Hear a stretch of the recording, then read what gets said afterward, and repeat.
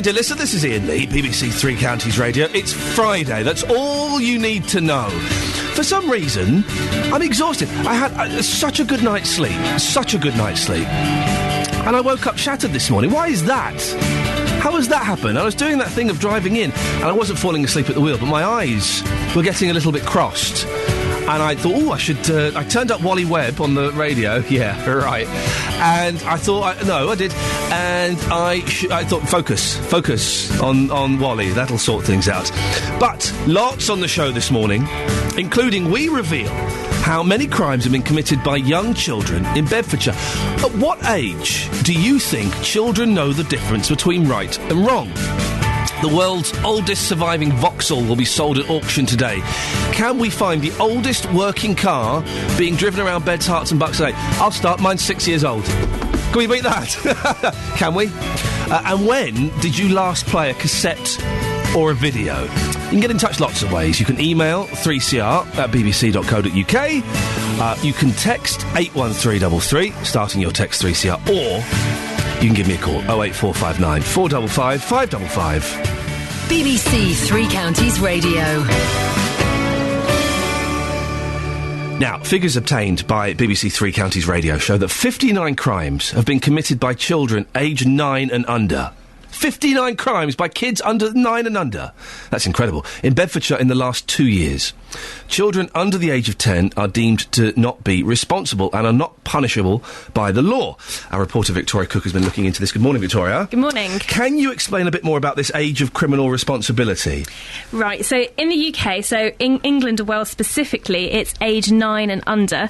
Children of this age aren't deemed to be able to understand the consequences of their actions, and actually they're not even really seen as crimes. So when I was looking into these figures, a lot of the police forces that I've been looking at have been saying, well, you can't even really call them crimes, which is interesting.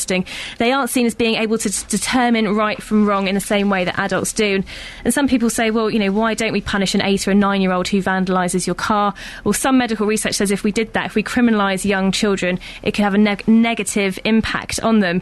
Children under 10 who break the law can't be charged with committing a criminal offence. However, they can be given what's called a local child curfew, so they can't be out at certain times, or a child safety order, and that's where they can be placed under the supervision of a youth offending team. Children under 10 who break the law regularly can sometimes be taken into care, or their parents be held responsible. And this varies all over Europe. It's quite interesting when you start looking at all the different ages of criminal responsibility. Yeah. So in Scotland, they've increased theirs just earlier this year to 12. In Finland, though, interestingly, it's 16. Wow, okay. But then countries like Switzerland and Nigeria, it's 7 years old. So they would say an 8-year-old is criminally responsible. In the last year, the Royal Society, this is quite interesting, they published a review of the age of criminal responsibility, and they believe, some experts believe that some regions of our brain, they're not, including the parts that are responsible for decision making and impulse control, they're not fully mature until the age of 20. What? So they're saying that you can commit crimes when you're 18, but you don't quite know that you've committed a crime? Well, they're saying that I think some areas of the brain don't mature to have that reasoning until you're 20. Why did you investigate this, Victoria? What prompted you? Well, it was earlier this year while I was doing a report for BBC Look East, local television, and was looking at a spate of large rocks being thrown at cars from motorway bridges. Oh, I remember this, yes. And there were some pretty serious incidents. Cars were being very badly damaged. And obviously, if you're driving along a dark dual carriageway at night, you can't see this coming. So it was really frightening people, and it was happening quite regularly. In the end, it was Suffolk Police who found it was 2 8-year-olds responsible for it. Was it really? I missed the conclusion to that story. For a number of those incidents, it was. And when I went to interview the police, they said, well, they're not held criminally responsible. They don't realise what they've done. So there was no punishment. Oh, come on. At 8, listen, at 8 years old, you know that throwing a rock over the bridge onto a motorway is a terrible thing to do. Well, I lifted one of those rocks and they were very heavy. So we've heard about the rocks being chucked. What other kinds of crimes are being committed by children in Bedfordshire? So looking at the figures that the BBC Three Counties Radio's obtained, the 59 crimes committed in Bedfordshire in the last 2 years range from theft from shops across Luton to criminal damage to vehicles and buildings in Bedford. There was one 8-year-old involved in a burglary in Dunstable and another 8-year-old involved in causing actual bodily harm. That was also in Bedford. Some of the crimes involve quite severe offences, such as a sexual offence committed by an 8-year-old in Arlesey. The youngest offenders on the list include a 4- and 5-year-old from Luton who were involved in arson, which the police say endangered people's lives. And what do Bedfordshire Police say about these figures? Well, they're not able to join us on the programme this morning, but they have sent this statement. They say children under the age of 10 are not criminally liable, so cannot formally be investigated or punished for their offence, no matter how serious. Any officer attending a report of an incident involving a child under 10 is trained to use their professional judgment on a case-by-case basis on how best to deal with it. Sometimes advice to the family might be appropriate, or if the circumstances in which the child is found committing the incident are cause for concern, then the case is referred to social services under a child in need policy.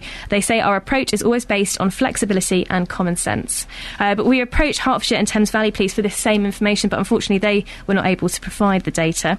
But later this morning we'll hear from Professor John Pitts from the Centre for the Study of Crime at the University of Bedfordshire, and he'll explain some of his research around the different ages of criminal responsibility across Europe. We'll also hear from a psychologist who deals with child development, and we'll be looking at this from the point of view of the victim. Later, we'll be joined by the charity Victim Support. It's fascinating stuff, Victoria. Thank you very much. And today, I want to hear from you, dear listener. At what age do you think children know right from wrong? 08459 455 555. I would say an 8-year-old chucking rocks over the top of a bridge onto cars would know that was inappropriate behaviour, wouldn't they? When do you think kids are old enough to know the difference between right and wrong? 08459 455 555. It's an interesting one, isn't it? What age do you think kids should be responsible for any crimes they commit? When do you think they know the difference between right and wrong? I would say definitely at 8, don't they? And you can't prosecute kids under the age of 9. Well, then you should be doing something to the parents. I don't want to sound all right-wing and fascist, but surely someone has to take responsibility for these little so-and-sos, don't they? Oh, it's getting me angry, that's... If my little boy did anything like that, he would be grounded for the rest of his life. Until he was 38, he wouldn't be allowed out of the house.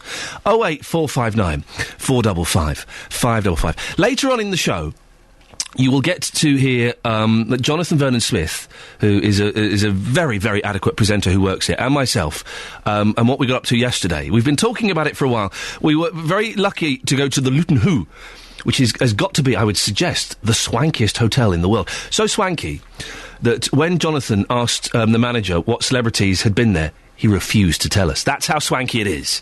That the Queen spent her wedding night there. Yeah, I know, it's dead posh.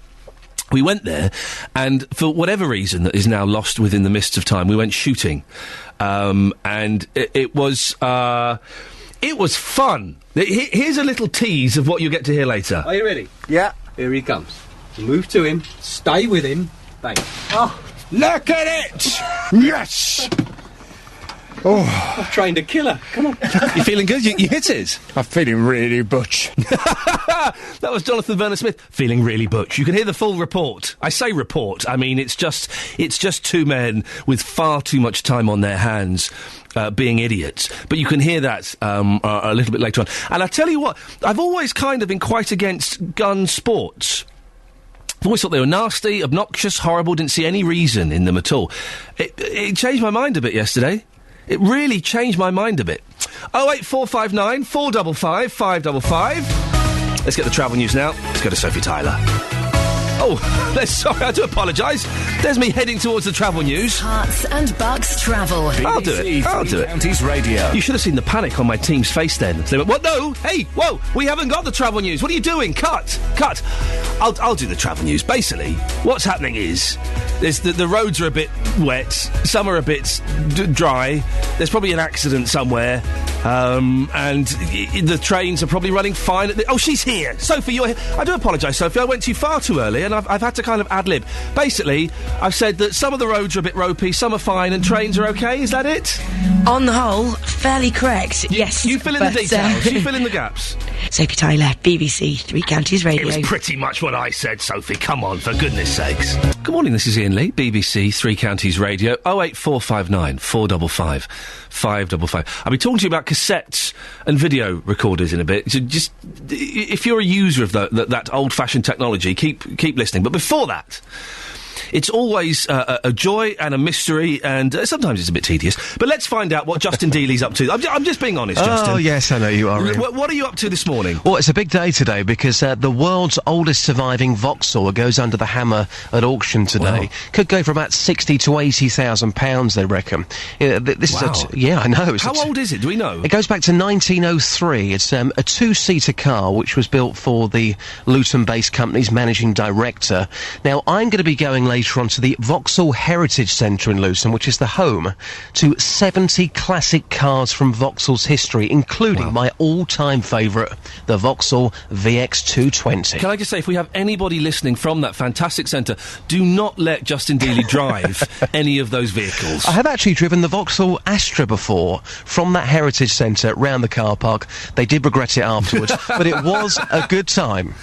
Justin, I look forward to listening to that. Oh, Justin, before you go, I'm going to be talking about cassettes and videos and things. There's a brilliant letter in one of the papers today, in the Telegraph. It says, Sir, I read recently in my local paper, the Bognor Regis Observer, of the theft of some cassette tapes from a car. This begs two questions. Who still has cassettes in their car, and who would want to steal them? That's from Philip Duckling in Bognor Regis. I still use cassettes, not in my car. The last car I bought, my 6-year-old Polo, it's only got a CD player, and I kind of said, is there any chance we can get a tape player put in? And they laughed at me. But I use cassettes. I do have a video recorder at home. Do you use all that? Hang on a minute. Why do you still use cassettes? I'm confused. Because because a lot of my stuff is on cassettes. Really? And I like the kind of clattery noise they make when you're going through the tapes. No. Clatter, clatter, clatter. I always hated cassettes, but I had to buy cassettes because back then, of course, I wanted a Walkman, and they only took cassettes. So I've still got the odd one, like Wet, Wet, Wet, popped in, sold out. How sad is that? But when I was younger, I did buy the odd cassette. I threw a lot of them out about a year ago, and good riddance, because they always went wrong, didn't they? Suddenly they get chewed up. What a poor criminal, though. Why would you go and steal cassettes? Who's going to want to buy them? That's pretty poor. Justin, thank you very much. Pathetic indeed. There you go. 08459 455 555. I'm a fan of these old-fashioned technologies, I believe they'd be called. So cassettes and videos. I do have a video recorder. It's not under the TV. It's up in the what I laughingly call the office. It's called the office because it has a computer in there. It's it's like a cupboard, basically. And sometimes I convert old videos and put them onto the computer and do stuff. Do you still use a video recorder or a cassette player? 08459 455 555. You'll get 5 points if you still use a Betamax. The Jacksons, Can You Feel It? I like that song. I like the video because they're giants, aren't they? They're giants walking through a town sprinkling gold dust everywhere. It's a good video. I love it. 08459 455 555 is the phone number if you want to give us a call about any of the things that we are talking about this morning. Now, referrals to a privately run surgery next to the Lister Hospital in Stevenage have been stopped following the deaths of 2 patients. The surgery centre will not be taking referrals for joint and eye surgery as an NHS investigation is carried out. In May, 87-year-old Antonietta Mansi went to the Clinic Centre-owned unit for a routine knee operation, but died 4 days later. Our reporter Sophie Solario has been speaking to her brother Michael at his home in Hitchin. Antonietta was a very kind person. She spent a lot of her time doing embroidery. We've got this one here. Okay. That's a floral tribute. I must have had about 15 of these, and I've distributed them to my cousins. She liked flowers, did she? She liked flowers. She was a wonderful gardener.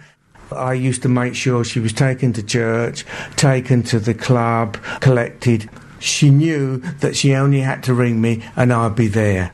She was my life. Why did she go into hospital in the first place? She went into hospital because she had an arthritic knee, and the pain was so excruciating. Towards the end, she could hardly walk. The hospital operated on her, replaced the knee joint. For the first 2 days, she was getting on very well. So that went according to plan? That went according to plan, and the surgeon made a fantastic job. On the Thursday, I noticed her speech was a little bit slurred, and she mentioned to me that she wasn't passing any water. So to make this clear, from your recollection, you can't remember the hospital ever giving her any fluid? No, there was no drip at the side of her bed at all. I can vouch for that. She was coming out on the Friday, so I rang up the hospital more or less to make arrangements to bring her home. Next thing, I get a telephone call, come straight away, because she's in intensive care. I managed to kiss her for the last time, and the last word she said to me is, "Have you had your dinner?" Which I said yes. So what are the hospital saying she died of? The hospital says on the... That's the death certificate, is it? Bronchopneumonia, total knee replacement, and acute kidney injury. You don't believe this? Well, I believe she had acute kidney injury because she wasn't hydrated. If they had monitored her, she'd still be here today. So you think the hospital was negligent? Yes, I think so, yes. And have you asked for a report or an inquest? The coroner said there wouldn't be an inquest, and I left it at that because I thought if I started to protest, it would be quite fallacious and I'd get nowhere. I would like to see all the documentation, how much drug she was given, how much fluid she was given, and lots of other things. Are you going to fight for this? What are you going to do? I don't think there's much point. Michael, you were Anita's sole carer. Yes. How does life feel without her now? Life is very, very sad because I'm by myself. I find the weeks drag, and now there's lots of things, nice things that have happened in the family that I can't tell her. I mean, had she not had needed this knee surgery, she would have gone on for another 3, 4, 5 years quite easily. That's our reporter, Sophie Solaria, speaking to the brother of Antonietta Mansi. NHS Hertfordshire says the decision to suspend referrals for orthopaedic and ophthalmology patients was for a temporary period. It comes as part of the ongoing intensive monitoring of the management of services at the Clinic Centre-owned unit. Its director, Mike Hobbs, says that the temporary suspension was not a reflection of their clinical standards. He had added in Antonietta's case, she was transferred from the Lister Surgery Centre to the Lister Hospital following her operation, where she died of complications associated with pneumonia. Across beds, hearts and bucks, this is Iain Lee on BBC Three Counties Radio. When did you last use a cassette? Be honest, I'm dead jealous of any cars that have cassette players in them. I like cassettes. I love videos. I don't use videos that often. I still say, I've got one of those Sky Plus boxes, the hard drive boxes, you know. But I still say I'll tape Watchdog tonight. Yeah, no, I'll record it. I'll record EastEnders. I don't know why I say EastEnders. We never record EastEnders. We do tape Watchdog, though. Ben in Bucks has texted in, 81333, starting his text 3CR. The last time I played a cassette tape was in 2005. As I like a bit of drum and bass. Yeah. And you used to get tape packs from the events, but now they're all on CD. If you showed a kid a cassette and a pencil, they wouldn't know what to do with those two things. You know what to do. You put it in and you wind it back. Kids these days, don't know they're born, do they? Well, they do, obviously. Why on earth are Dick and Dom tweeting me? And why are Dick and Dom together at 6:30 in the morning? Dick and Dom, don't just tweet me. Call in, for goodness sakes. We'll wait for your phone call while we listen to the news with Catherine Boyle. Call 08459 455 555. 08459 455 555. BBC Three Counties Radio. Coming up in the next half an hour, I meet the Luton woman who is nominated for an award for her work with victims of abuse, and why a Dunstable school is taking legal action over problems with this summer's GCSE English exam. Dick and Dom have tweeted me. I've checked, they've got the blue tick, so it means it must be at least one of them. Maybe it's the and. I had a blue tick on the Twitter. That means you're, like, officially you. And then I lost it. I lost it. Did someone complain? Anyway, Dick and Dom do make a vaguely relevant point. At some point, we must get round to transferring the moment when you interviewed us on TV from VHS. That's the thing. I've got boxes in my loft of old VHS tapes. Not necessarily of me, just of stuff that I taped off the telly. Like the Young Ones and the Mary Whitehouse Experience and loads of stuff like that. And I keep thinking, oh no, mustn't throw those away. You never know when I might want to watch an episode of the Mary Whitehouse Experience. I can tell you when, it'll be never. But I just don't want to throw it away. 08459 455 555 if you want to give us a call this morning. Now, yesterday, Jonathan Vernon Smith and I, we went out on a bit of a mandate. Mandate, there's a word already, isn't it? Yeah. We went clay pigeon shooting. I bought wellies for the occasion and everything. Green ones, cost me a tenner. I know, wellies for 10 quid. I bet they last for a really long time. Anyway, this is a little tease of what happened yesterday. Ian's about to fire one now. Am I going to pull the trigger? Oh, God. Here we go. Target's coming now. Follow him up. Bang. Perfect. Yes, I shot it. I shot it! I shot it! Oh! Good work. I shot 2 of them! I just shot 2 of them! Come on then, let's go. Right, here we go. Right, here we go. Let it get to the top. There we go. There. Got him! Excellent. Why do you pull that terrifying face after each shot? That's what's quite worrying. My gum face. Jonathan's gum face is actually terrifying. We've got pictures that were taken and a little bit of footage that we filmed, and we'll put that up on the Facebook page. And you can hear the full report. I use the word report very, very loosely, but you'll hear that a little bit later on in the show. 08459 455 555 is the phone number if you want to give us a call. Now, a woman from Luton who is a victim of abuse has been nominated for a community award.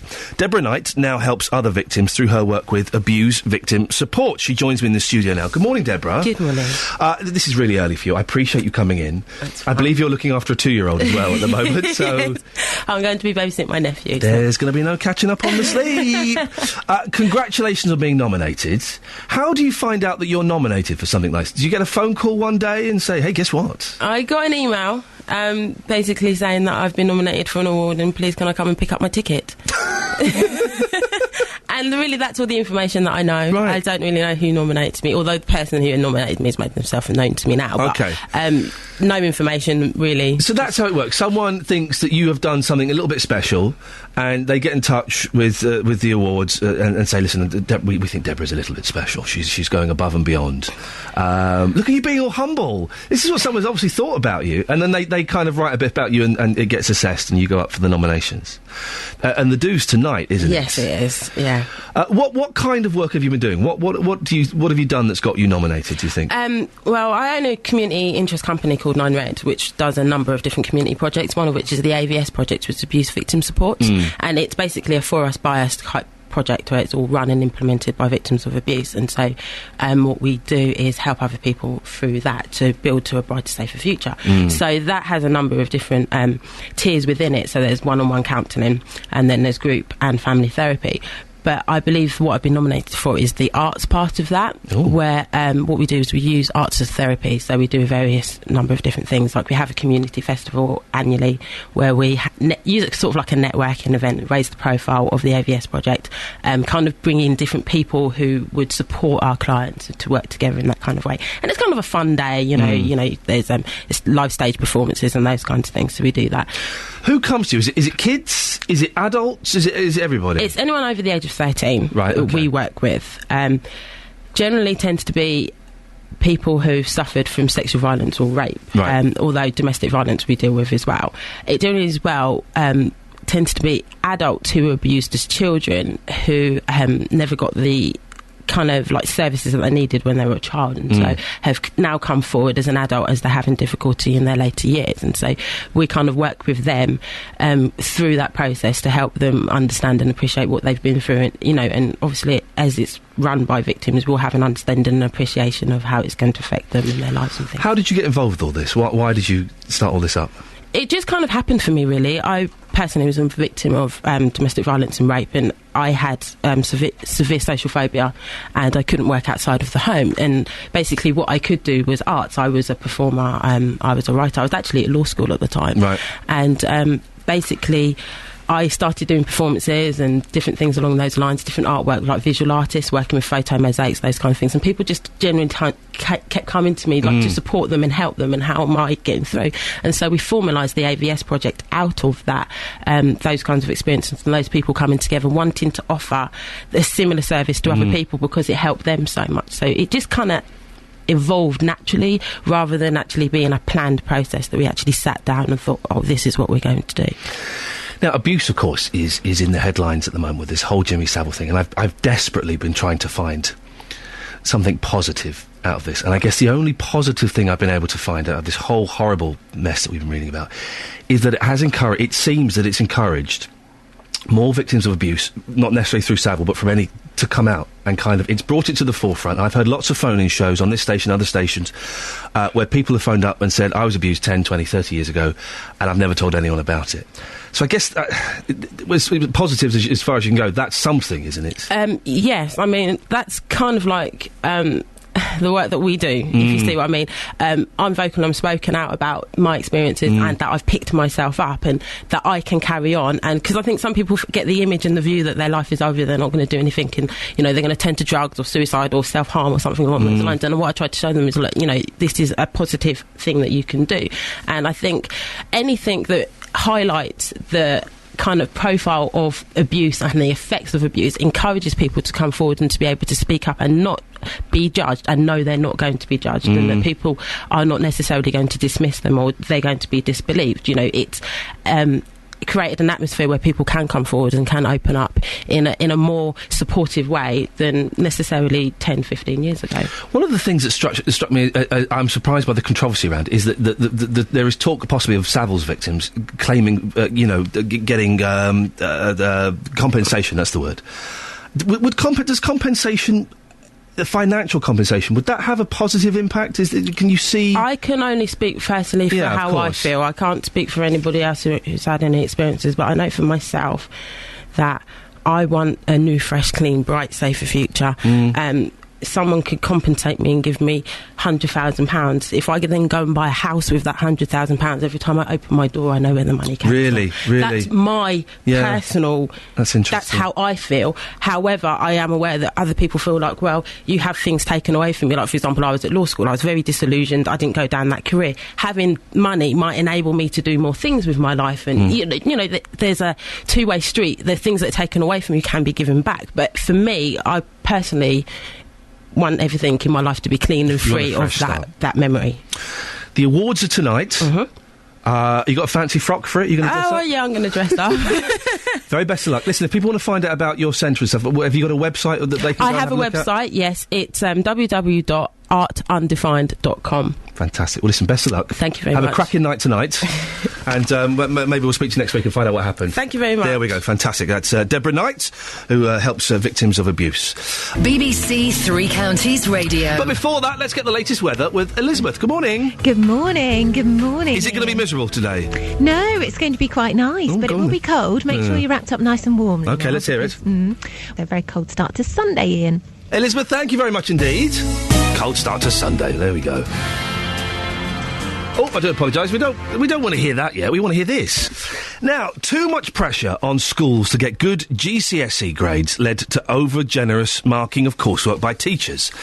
That's according to the Exams Watchdog, which has published its final report on the controversy over this summer's GCSE English exam. Ofqual says external examiners had to raise grade boundaries as a result. It says pressure on schools to hit targets was to blame for the debacle. Bedford Borough Council and 10 schools from Beds, Herts and Bucks are taking legal action over the issue. One of those is Manstead School in Dunstable. Their head teacher, Jim Parker, is with me now. Morning, Jim. Morning. As I say, I always feel uncomfortable when I'm talking to a teacher. Is there any way... I'm nearly 40. Is there any way I can get over that? No, just relax. Yes, sir. I will do.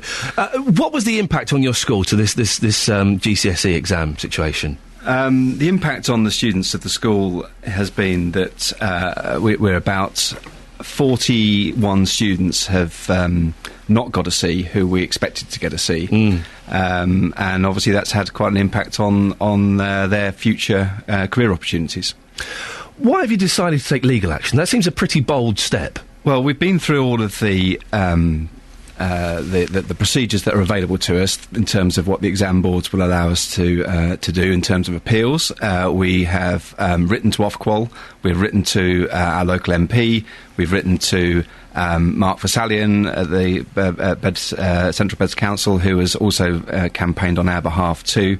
And we feel that the next step has to be that we need to seek a judicial review on the process that's gone on. And what would you be hoping to get out of it? What would be your ideal resolution? That the grades get changed? Well, I think there needs to be a recognition that something was wrong about this summer's GCSE English results, and that there should be some kind of apology made to those students who have suffered as a result of it. According to Ofqual, it's your fault. Well, that's an interesting viewpoint. When you heard that, how did you react? I wasn't surprised to hear that was their view, partly because I think Ofqual have taken a very entrenched position from the very beginning. We actually had the chief examiner of the AQA exam board come into our school to look at the quality of the teachers' marking this year because it was a new syllabus, and he agreed that our marking was spot on. What happened, or what's going to happen to the students who needed a C grade to get onto certain courses or into the sixth form? Where are they now? Well, those students who didn't get their C in English language but got a C in English literature, which there was quite a few who got that combination, have been allowed to start their A-level courses at Manshead Sixth Form. Those students who had already decided to go to college, some of those students have had to change their courses because they are no longer able to do the level 3 because they don't have their English. We have had some people come on this show that have said GCSEs are too easy. It's too easy. It's a nonsense exam, and the plans that the government has to reintroduce an O-level style exam in the next 3 or 4 years, whenever it is a more sensible way forward. What do you feel about that? Well, I think the GCSE has run its course, and I think the time is right to look at alternatives. I'm not sure whether an O-level style exam is the right solution, because there are lots of different students who have different needs and different abilities, and I also have to question the idea of taking exams at 16. More and more of our students now are staying on to sixth form. The regulations currently say that all students will have to stay on to employment or training, education or training until the age of 18. So why do we need to have exams at 16 anyway? You're speaking my language. I was terrible at exams. I'm quite bright, I think, but some people just aren't exam people. The thought of sitting in a hall for an hour and a half, 2 hours, and answering questions, I just couldn't do it. I couldn't do it. And that's why GCSEs were so good for me. I was the second year that did them, because so much of it was assessed throughout the 2 years. How can you help people like if they're going to make these exams tougher? What's going to happen to those people that aren't exam-minded? Oh, well, I'm not really sure, and that's the thing that worries me as the head teacher of a large school. We have lots of students who are quite able to take exam-based courses, and we've got quite a number of students who would be better suited doing something different. And I don't think the government have really thought through what those different options might be. A final question, Jim. What happens now in your plan? This whole process of taking people to court and things. What's the next step? Well, we're waiting to see whether the legal action is going to result in a judicial review, and if that takes place, then I'm not quite sure what the timescales are for that, but there will be a more detailed investigation into the workings of Ofqual and the exam boards in this situation.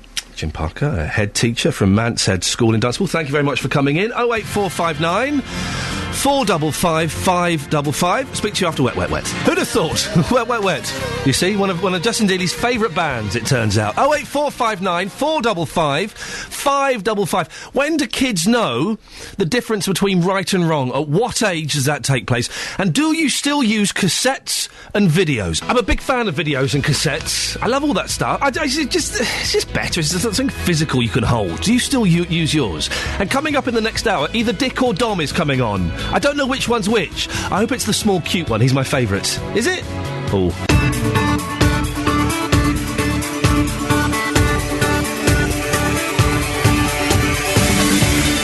Good morning, this is Iain Lee, BBC Three Counties Radio. It's 3 minutes past 7. It's Friday, the 2nd of November.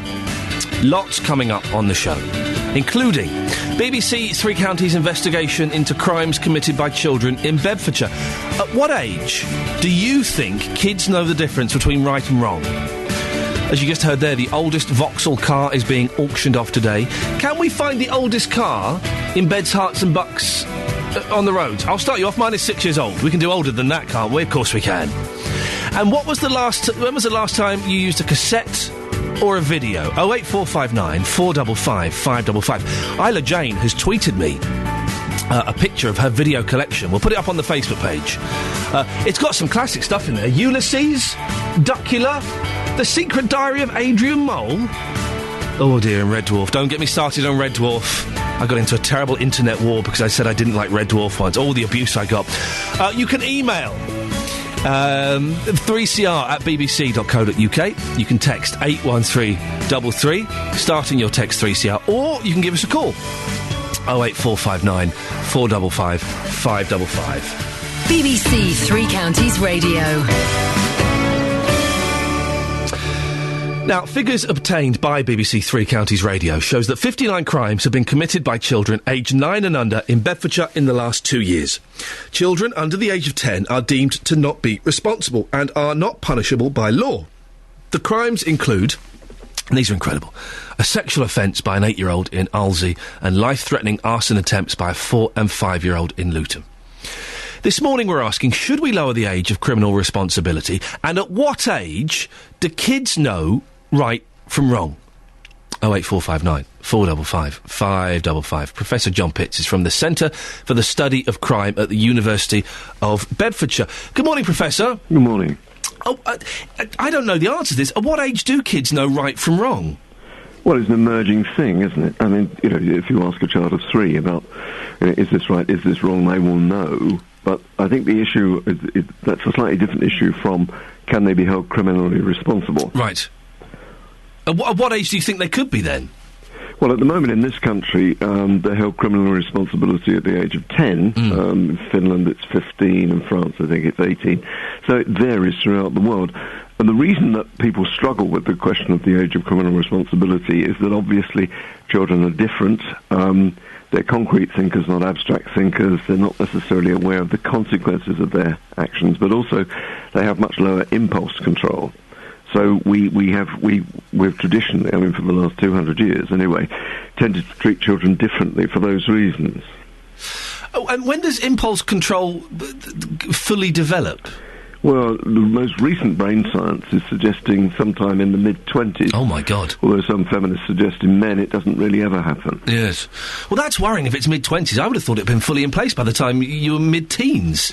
Well, I mean, again, it's an emergent thing, isn't it? And the vast majority of teenagers, teenagers are more impetuous, they take greater risks and things like that. We know that from the data on hospital admissions, crime, etc., etc., etc. But the vast majority of kids sort of manage to do this.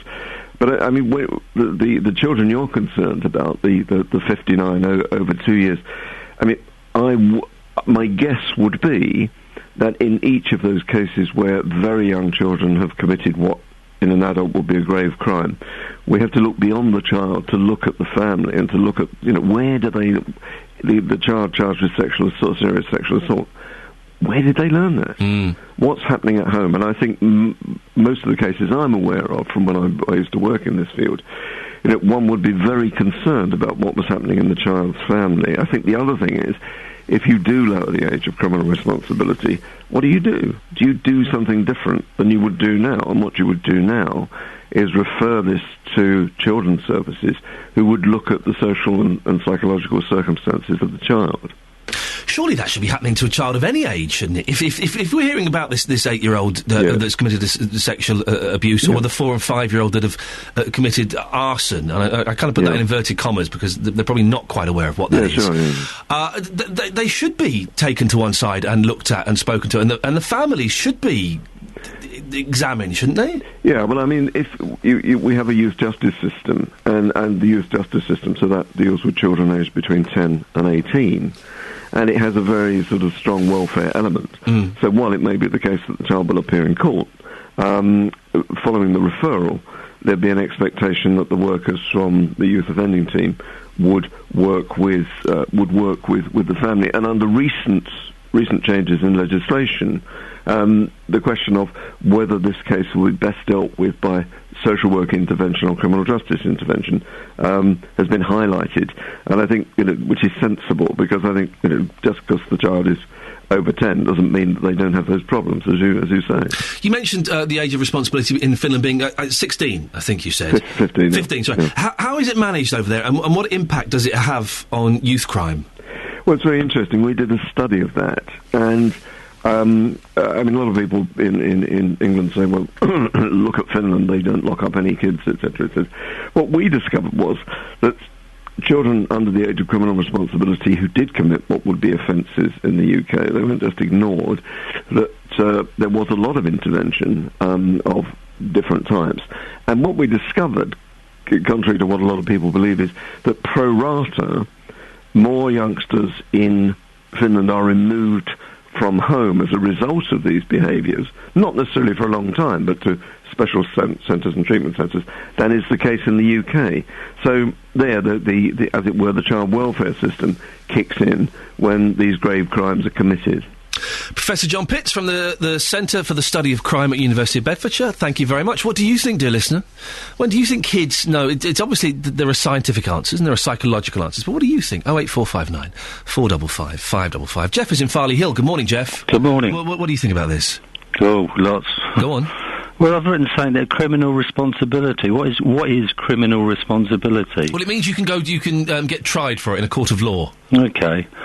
So, ages of children, let's think, 5, 6, 10. When does a child know right from wrong?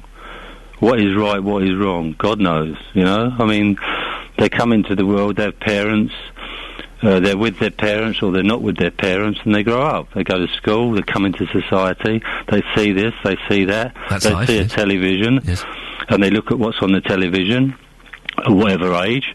Now, there is a control switch on it, but a lot of what is on, personally, whatever is on television it's like a two-edged sword. It's got a plus or a minus. And sadly, some of the programmes on the television have a lot of minuses on. The sex, violence and everything else. So, hang on, are you saying that kids under the age of 10 are committed crimes because of the telly? Possibly. Right? Okay, yes. I'm saying possibly. Because we've got to think of ages. You can think of teenagers. But if we're talking about the criminal age of responsibility being 10, okay, in this country, in this law, and laws have been passed that you shouldn't smack your children. I did speak to the lady earlier on that I was sort of talking to myself, whatever, that some of these children need a good smack on the backside. But hang on a second, you're saying that there is violence on the television, then you're suggesting hang on. Then you're suggesting you give the kids a slap. Listen. When I was a child, right, I don't know your age, sometimes I get a good idea, right, whatever, but invariably I got threatened with the belt, but I didn't get it, right? A strong word will turn away wrath, right? But a strong word doesn't always work. Now, some of the children in our society, they're orphaned, right? They may not be with their parents. So where do you go from there? But hang on, you're bouncing all over the place like a pinball machine. So you're suggesting that to stop kids being violent, we deal with them using violence? No, I'm not saying that. Well, you talk about the belts. Hang on a minute. No, hang on, I'm just clarifying, Jeff. Calm down. Don't get excited. There are ages. I don't know your age. The society that we live in today is a bit different from the society we lived in. So are you saying we should hit kids, yes or no? Possibly. Okay. And how is a big person hitting a tiny person going to stop kids being violent? No, that won't. What you're saying is that to control the violence that the kids are indulging in, we're violent towards them. No. That seems contradictory to me. No, I'm not. What are you saying, Jeff? I'm not saying that.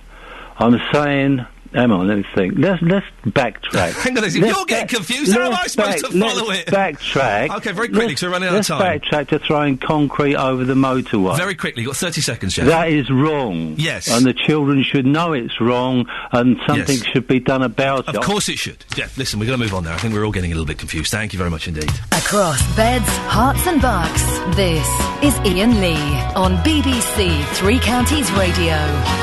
Cassettes and videotapes. Well, my producer Laura found a brilliant letter in the Telegraph today. Sir, it's from Philip Duckling in Bognor Regis. Sir, I read recently in my local paper, the Bognor Regis Observer, of the theft of some cassette tapes from a car. This begs two questions. Who still has cassettes in their car, and who would want to steal them? I love cassettes. When I bought my last car, I was so disappointed it didn't have a tape player. And I said, is there any chance we could get a... No, I'm sorry, sir, we don't do those anymore.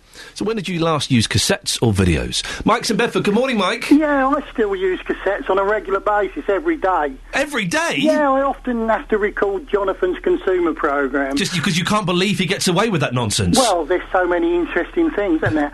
I've got about 300 of mainly... They're my own recordings of mainly BBC programmes. Have you got 300 tapes of Jonathan Vernon Smith? So I've probably got 600 programmes.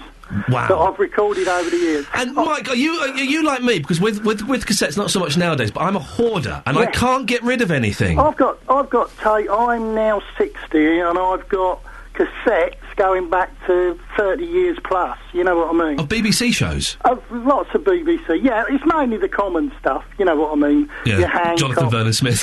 No, I have... Did you ever hear of the Ern and Vern show? Yes, unfortunately, yes. Filth. This is a show that JVS used to do years ago, and he's told me about it. It sounds disgusting. The other day I was going through playing some old ones and trying to work out what I'd got, and I found a 15-minute snatch of it, and it really made me smile. Well, Brought back the years. That's good to know. Listen, Mike, thank you very much for that. I think it is, again, it's another bloke thing. We like to hoard these cassettes. Very rarely, only in the direst of emergencies, could I put a bit of sellotape over the popped-out tab to record on it again. Thank you, Michael. Talking about cassettes and videos and all these kind of things, all prompted by Mr. Philip Duckling, who wrote a very good letter to the Telegraph about some cassettes that have been stolen. And it kind of got us thinking here, does anyone still use cassettes? I love them, I miss them. I've got a big box full of them. I've still got a really nice hi-fi system, right? When I first got my first job on TV, the first thing I bought was an N64, don't ask. The second thing I bought was a really nice stacking stereo system. You should see my NADs. It's a fantastic, wonderful system with the tape-to-tape, really good. And I do get the tapes out from time to time. I also buy tapes on eBay because they're really cheap, no one else buys them. Well, anyway, we sent out BBC Three Counties reporter Justin Dealey to Luton this morning, trying to find people who still have cassettes. Now, Lee, Iain back in the studio says that he still listens to cassettes. Is he absolutely barking mad? What do you think? He's totally mad. I mean, I can't believe that. You can't even buy cassettes no more. I don't know, I'm gobsmacked. So when was the last time you played a cassette? Can you remember? At least 20 years ago. And what was it? What was it? Yeah, see, mine was Wet, Wet, Wet, popped in, sold out, which is very embarrassing. I think my first cassette I bought was Squeeze, Call for Cats, maybe. Good taste in music. Yeah. In saying that, though, you did buy a BMW which had a cassette player, but you couldn't use it because you had no cassettes. No, that's right, so I just had to listen to the radio. And talking about dumb criminals, is this the dumbest criminal ever? Somebody who is stealing cassettes? He's brainless, isn't he? Can't understand that at all because he's not being able to sell them, is he? He'd probably just steal them and just bin them. How did you sell yours? At a car boot. Yeah. What'd you get for them? $5? Probably about 10p each. Give them away. Now, Stephen, you've got this fascinating story. You went to play a cassette last week, but sadly it didn't work. What was on that cassette? I was prophesied over from a lady from Canada. Her name is Isabella Allen. She came all over from Canada to Luton and stayed in our church until gone 1 o'clock in the morning. And she prophesied over everyone in the church. And she prophesied over me. Now, on there is basically what the Lord is saying He's going to do for me and what I've got ahead of me. Right. And unfortunately, I went to listen to the tape the other day, and it would not work. So we tried another tape player. What is ahead of you, by the way? A big plan from God. He says that I'm going to go out there and evangelise people and get people saved. Yeah. And I'm a people person. She prophesied. Well, what she prophesied has come true because he's done a little bit of the evangelism. There. I love the cassettes. I love it. You give a cassette tape and a pencil to anyone under the age of 25, they will look at you and go, huh? What? What if I do that? I do love... Do you remember the Cassingle? The Cassingle? Yeah, I know. They're about £1.29. The Cassingle. It was a single on tape. How pointless was that? I had someone on Facebook. Let me see if I can find this, because there was a great comment on Facebook from somebody. If you go to facebook.com/BBC3CR, you can join in the conversation there. Andy says, I still use cassettes, mainly in the car, and still make a new mixtape every couple of months. The romance of the mixtape has gone. We've still got a video connected to the Freeview box for when stuff clashes. Oh, I used to love making the mixtape. Terence is in Welling. Morning, Terence. Good morning, sir. Good morning to you, sir. Do you still use the cassette? Oh, very much so. I've got about 200 old movies on video cassette. Oh, really? Classics. I've been collecting them for about 20 years. A lot of them I bought. A lot of them I took off television. Yep. You know, with a VCR. And they are stored lovingly and tenderly in my cupboards. Now, my wife would say, come on, you've got too many of those, they're massive, get rid of them and buy them on DVD. I would, but, I mean, I use them because I lecture on film. Oh. And I can make up lectures using video cassette, because with video cassette, you can choose the segment, you know, the excerpt you want. Yes. accurately, you can fade in with and fade out with a little gadget, a gizmo that Westhouse College knocked up for me. Terence, you could do that on DVD. You can fade in and out and choose the bit, and it'll be better quality and probably quicker. You probably can, but I've been working with them for a long time. I've got a lot of prepared stuff on video. Yeah. I've also, of course, I've transferred them to DVD. Oh. When I finish the actual lecture, so I don't have to go around with a VCR. Yeah. I've just done a 10-week series of lectures on Ealing Studios. Oh, fantastic. Where do you do these lectures, Terence? I do them all around the place. I do them for the sort of University of the Third Age. There are various film groups that I talk to. And as I say, I've got 26 films, Ealing Studio films, on video cassette. And I can change the lecture anytime I want. I use the equipment. I use it. I mean, I use it very all the time. I want to come to one of these lectures, Terence. I would sit through a lecture on Ealing Studios. Yeah, it was very popular. We had a full attendance for the whole 10 weeks. What's the best film of all time then, Terence? If you're such an expert. I mean, I get invited by various groups. I did one actually in Luton. Yes. On Trevor Howard, because I did a biography of Trevor. Oh, Trevor Howard, who's absolutely bonkers, wasn't he? He was a great guy.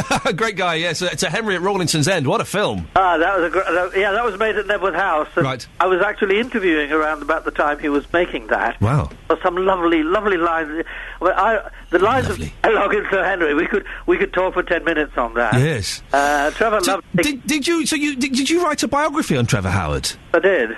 What's it called? It's called Trevor Howard, A Personal Biography. I'm digging this out. And it was published before he died, was it? It was published by Peter Owen about 10 years ago. Terence, listen, thank you so much for calling. I wish we had more time, because it's absolutely fascinating. Well, okay. Nice to talk to you anyway. Thank you, Terence. Wasn't that brilliant? Isn't that great? This is one of the joys of doing a show like this. Is you throw out a silly thing about cassettes, then you get Terence calling in, who gives lectures on films. He interviewed Trevor Howard. You didn't know who Trevor Howard is, kids? Shame on you. Brief Encounter, one of the greatest films of all time.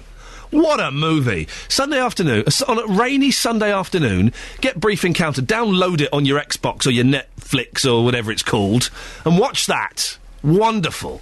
Across beds, hearts and bucks, this is BBC Three Counties Radio. I'm terribly sorry. I have something in my eye. Brief Encounter. It's such a good film. Now, as you've been hearing in the news, police investigating sexual abuse allegations against Jimmy Savile and others arrested the comedian Freddie Starr last night on suspicion of sex offences.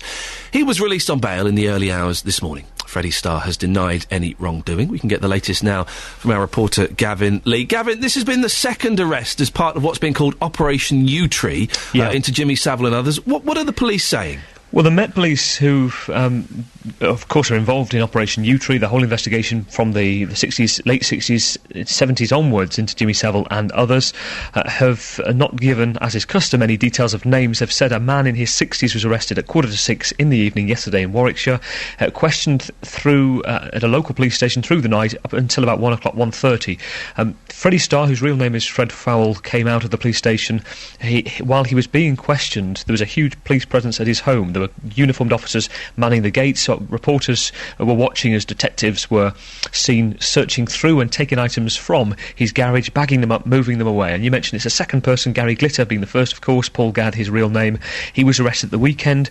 We know that he will be spoken to by police again in December, but we've no idea how long the police bail will be for Freddie Starr.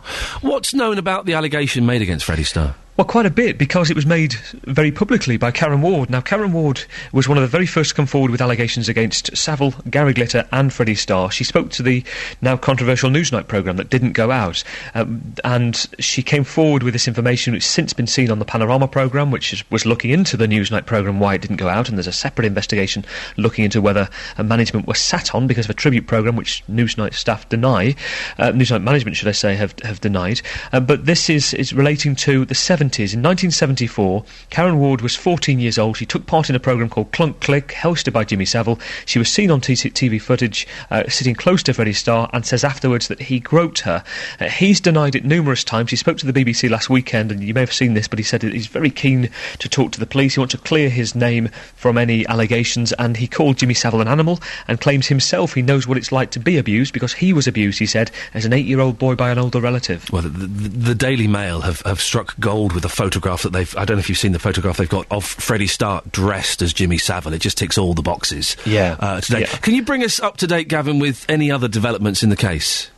Yeah, I mean, it is interesting as well, just a quick point on the tabloids with pictures, because there are so many pictures that look different today in the cold light of day now, and more chilling. One of them, Helen Bowden, of course, a BBC staff head of news, who was is being looked at herself, and her role in the Newsnight inquiry being dropped. A senior management member being photoed in a few years ago at an awards next to Jimmy Savile with his arm round her, and again it adds to that sort of story narrative from the tabloids, doesn't it? But yeah, I can tell you that since yesterday we spoke about Jimmy Savile's assets being frozen, $4 million, because of claims against that estate by alleged victims. One of those victims has said through lawyers that the claim is also being made against the BBC, and of that Newsnight inquiry into why the story was held and didn't go out, the former head of Sky News, Nick Pollard, has spoken about this inquiry. He said last night that interviewees will be able to speak to him on a voluntary basis. There'll be no compulsory tendencies to do so. Lawyers can be there if they want, and it will be carried out pretty quickly. There's likely to be a report on the Newsnight, what went wrong, by the end of this month. Gavin Lee, thank you very much. Call 08459 455 555. 08459 455 555. BBC Three Counties Radio. Later on, you'll get to hear me and Jonathan Vernon-Smith out and about shooting guns. Here's a little teaser of what it sounded like. Are you ready? Yeah. Here he comes. Move to him. Stay with him. Bang. Oh, look at it! Yes! Oh. I've trained a killer. Come on. You feeling good? You hit it? I'm feeling really butch. Yes, Ian, and he did look very butch. You can hear the full report on that later on. Now, Justin Dealey, not only is he a reporter on the show, and a damn fine one as well, ladies and gentlemen, but he also has his own show, Saturday from 9am. This weekend, more great songs and great memories. They've got the UK and American charts from the 3rd of November 1984, and the Human League, Phil Oakey and those other two pick their favourite musical memories ahead of their concert in Hatfield. Justin Dealey from 9 o'clock tomorrow morning on BBC Three Counties Radio, and later on we'll hear him out and about looking at some old Vauxhall cars. This is Iain Lee on BBC Three Counties Radio. Coming up in the next half hour, we've got either Dick or Dom. I don't know which one's which, but I'm looking forward to speaking to them. They tweeted me. I got very excited. They are brilliant, aren't they? Let's be honest. They are fantastic. One of them is coming. I hope it's the short, cute one. He's my favourite. The other one, you know. But the short, cute one is good. Anyway, one of them is good. They won't come on now. If they're listening to this, oh, God. They won't come on in the slightest. Also, will Arlesey Town take on Coventry City this weekend? One of the players will be joining me in the studio. But before all of that, the world's oldest surviving Vauxhall goes under the hammer at auction today. The two-seater car was built in 1903 for the Luton-based company's managing director. This morning, Justin is at the Vauxhall Heritage Centre in Luton, home to over 70 classic cars from Vauxhall's history. You having fun there, Justin? Oh, Ian, am I having fun? This is unbelievable, this place. I don't like the sleazy way you said that. It was almost borderline sexual. No, it's absolutely incredible. Is it good? It's not open to the public, but it is twice a year for open days. Right. It is just incredible. So much history, and of course all that history is local. Joining me live here is Simon Hucknall. Simon, welcome to the programme. I've been talking this morning about this car which is up for auction today. You won't be bidding yourselves. Tell us why. Well, we actually have a 1903 car ourselves, so there's not really a lot of point in buying a second car. There are only two 1903 Vauxhalls surviving, ours and the one that's being bid for at Bonhams. So the one behind us is the one that you've got. Just try and describe this to our listeners. Okay, it's quite a unique car. It doesn't have a steering wheel. It's steered by a tiller like you would have in a boat. It's around about 8 foot long and about 5 foot wide. Has a single cylinder 4-stroke 1-litre engine, and it can achieve around about 25 miles an hour, and remarkably, it'll do about 38 mpg as well. Yeah. So what's that one worth then? I would say it's probably in the same ballpark as the car that's being auctioned today. So I think the estimate for the Bonham's car is around about 60 to 80,000. Yeah. Our car's going to be in that region as well. And it looks very much like Iain Lee's car, actually, back in the studios at Three Counties Radio, which I mentioned when I first came in this morning. But so much history here. Just how important is this history to the people of Luton? Well, I think it's massively important. I mean, Vauxhall has been in Luton since 1905. We started off in London in 1903, so we're celebrating 110 years in 2013. We've been here 108 years. It's massively important. This collection really embraces everything that has been produced at Luton over the last 108 years. And we have everything from this unique 1903 car to some very, very other very important cars in our collection as well. Now, Iain, would you like to hear a 1903 horn? Would you be up for that? Oh, I love an old horn, yes okay, definitely. So here we go. Let's have a listen to a 1903 horn. Hey, that's not bad, is it? That's not bad. Also, the klaxon. We've got a klaxon on this vehicle as well. Take a listen to this. Oh, that sounds like my cat being sick. That's not a pleasant noise at all, is it? All that history from this 1903 vehicle. Listen, my favourite old cars are the cars you see in Laurel and Hardy, where they have the crank handle at the front, where you have to get out and put the handle in and turn it. Do they have those? Well, do you know what? This car we're looking at right now is practically identical. What I'm going to do, I'm going to take a photograph of this car from 1903. I'm going to post that onto the website here, so people can have a look, the Three Counties website, also the Three Counties Facebook page. And Iain, you've been talking about cassette players this morning. Yes. You still collect cassettes. Well, here's a question for Simon. All these Vauxhalls here, so many here throughout the decades, of course. Which was the first Vauxhall to have a cassette player? Can you remember? Well, at a guess, I would say that it was the Cavalier Mark I, which launched around 1976, so it's actually the car just over there.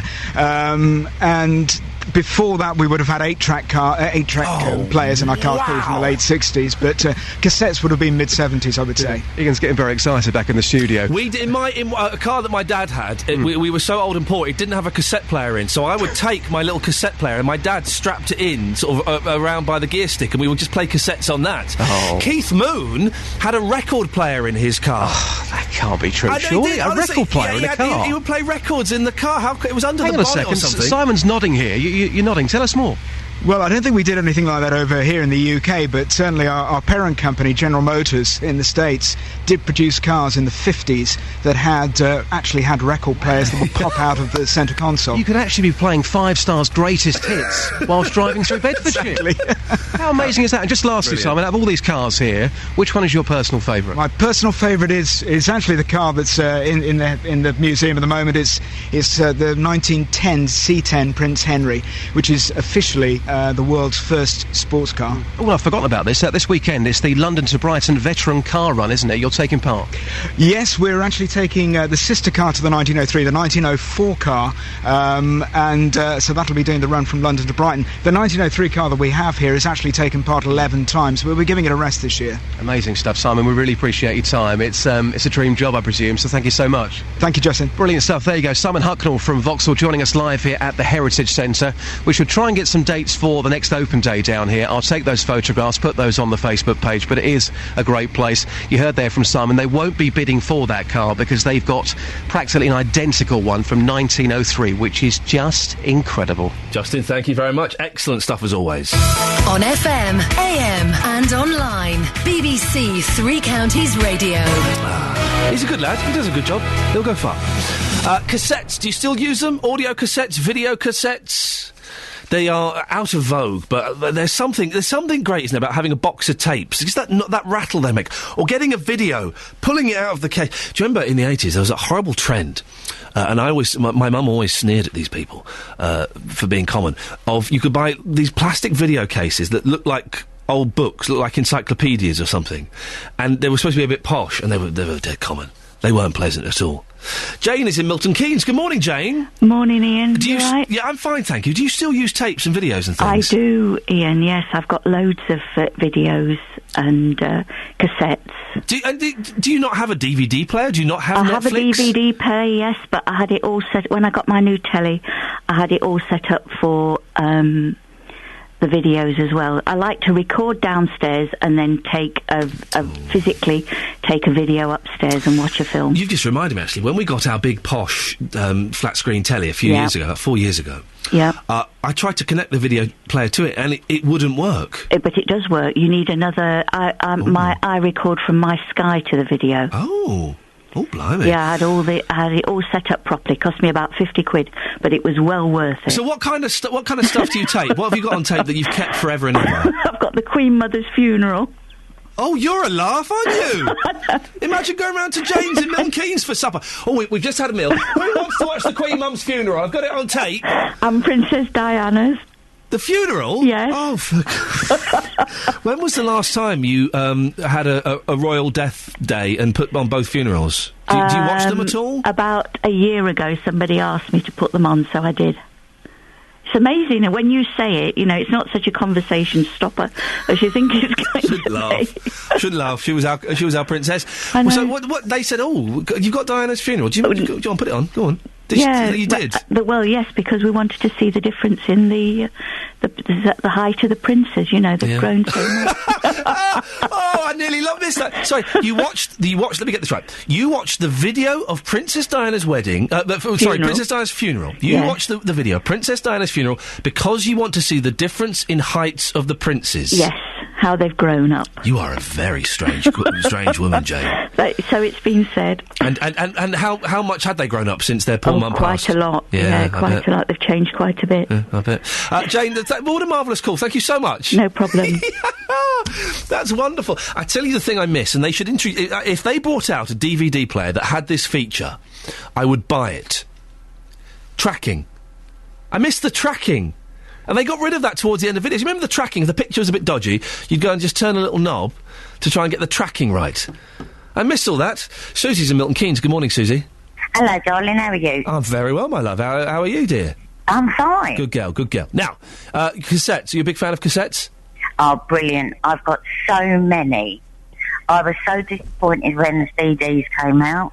Really? Did you have a little cry? Oh, God, I cried myself to sleep, to be honest. Oh, dear. I'm no good with technical things, you know what I mean? Yeah. Yeah. So you still... Oh, that was cheeky. So you... cheeky. Steady. So, is that your real voice? Yeah. Brilliant. So, you've still got lots of cassettes.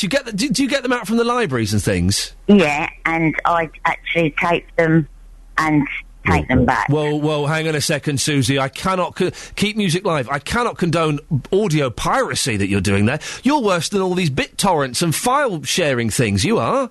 Oh, that don't matter. It's all right. I still get them. My libraries, the libraries that I go to, still they don't have cassettes anymore. Yeah, some of them do. Really? Not very many, yeah. But some of them do. All right, and sometimes I get CDs out from the library. Yes. And, do CD to cassette. No, Susie, you can't do that. That's naughty. We don't condone that. Now... No, that's all right. No, it's not all right. It is. What was the last cassette that you played? I think it was the one when my little boy was 3. Yeah. And he's now 34. Oh, that's a video, is it? No, that's a cassette with me teaching him like ABC and singing on the bus. The wheels go round and round. Carry on. And that was it, basically. What here's a question for you. This is a parent question. What does the driver on the bus do? I can't remember. There's different versions. Have a think. What does the driver on the bus do? The driver on the bus goes... La-di-da-di-da. He doesn't get the drum. I can't remember. The version I know, it's the driver on the bus says, "Sit down, please. Sit down, please. Sit down, please." That's the version I know. Oh, right. What, and then what do the daddies on the bus do? The daddies on the bus go, "Sit down, kids." No, that's what the driver does. Why are the driver and the dad both giving the same advice? Oh, well, probably. I can't remember. But I remember the bit where the bus goes, the wheels on the bus go round, down, round, round, down, round, round, down, round. The wheels on the bus go round, down, round. You've got to finish it off. And that's the end of that, Ian. Thank you very much. Absolutely bonkers. What great calls we've had this morning. Susie, thank you so much. Irene's in Milton Keynes. Good morning, Irene. Good morning. Wasn't she a delight? Do you know what the daddies on the bus do? No, I don't know that one. Okay, well, if anyone wants to phone up and tell us... I don't know it. If anyone wants to phone up and tell us what the daddies on the bus say, 08459 455 555. Irene, are you a fan of cassettes? Yeah, I've got a box of cassettes. Some of them never been used. Oh, really? I used to be a real pop concert thing, and I went to loads of concerts, and I loved my music. What kind of pop concerts did you go to, Irene? Well, you can name it. I've been Michael Jackson 3 times. Oh, really? Queen twice. Oh.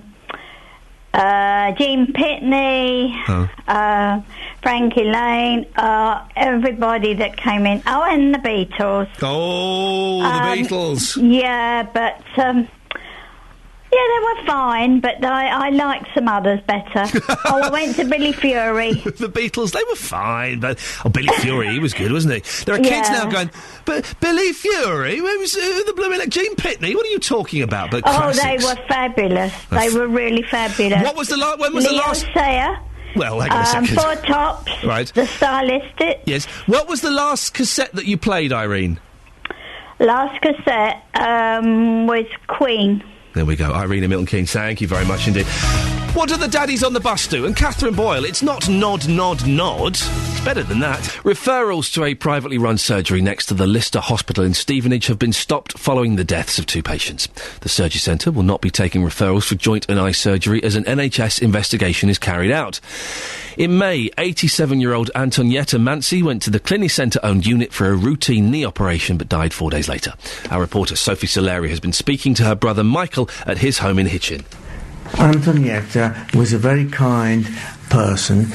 She spent a lot of her time doing embroidery. We've got this one here. Okay. That's a floral tribute. I must have had about 15 of these, and I've distributed them to my cousins. She liked flowers, did she? She liked flowers. She was a wonderful gardener. I used to make sure she was taken to church, taken to the club, collected. She knew that she only had to ring me and I'd be there. She was my life. Why did she go into hospital in the first place? She went into hospital because she had an arthritic knee, and the pain was so excruciating. Towards the end, she could hardly walk. The hospital operated on her, replaced the knee joint. For the first 2 days, she was getting on very well. So that went according to plan? That went according to plan, and the surgeon made a fantastic job. On the Thursday, I noticed her speech was a little bit slurred, and she mentioned to me that she wasn't passing any water. So to make this clear, from your recollection, you can't remember the hospital ever giving her any fluid? No, there was no drip at the side of her bed at all. I can vouch for that. She was coming out on the Friday, so I rang up the hospital more or less to make arrangements to bring her home. Next thing, I get a telephone call, come straight away, because she's in intensive care. I managed to kiss her for the last time, and the last word she said to me is, "Have you had your dinner?" Which I said yes. So what are the hospitals saying she died of?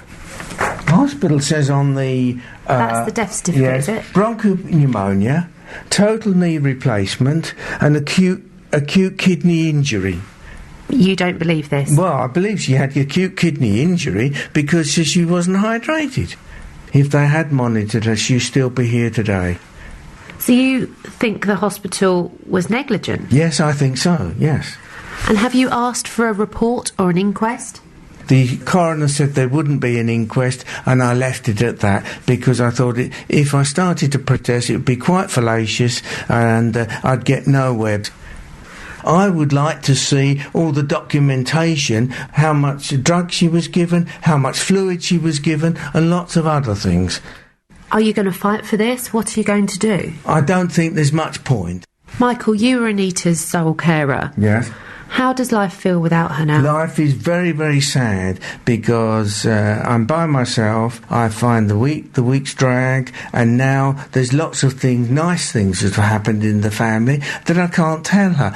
I mean, had she had not had needed this knee surgery, she would have gone on for another 3, 4, 5 years quite easily. NHS Hertfordshire says that the decision to suspend referrals for orthopaedic and ophthalmology patients was for a temporary period. It comes as part of the ongoing intensive monitoring of the management of services at the Clinic Centre-owned unit. Its director, Mike Hobbs, says that the temporary suspension was not a reflection of their clinical standards. He had added in Antonietta Mancy's case she was transferred from the Lister Surgery Centre to the Lister Hospital following her operation, where she died of complications associated with pneumonia. They're working closely with NHS colleagues to carry out the full investigation into her death. Across beds, hearts and bucks, this is BBC Three Counties Radio. Now, it's FA Cup weekend, and come Saturday at 5 o'clock, could one of our local teams be celebrating a giant killing? Bedfordshire non-league side Arlesey Town take on the 1987 winners Coventry in the 32,500-seater Ricoh Arena.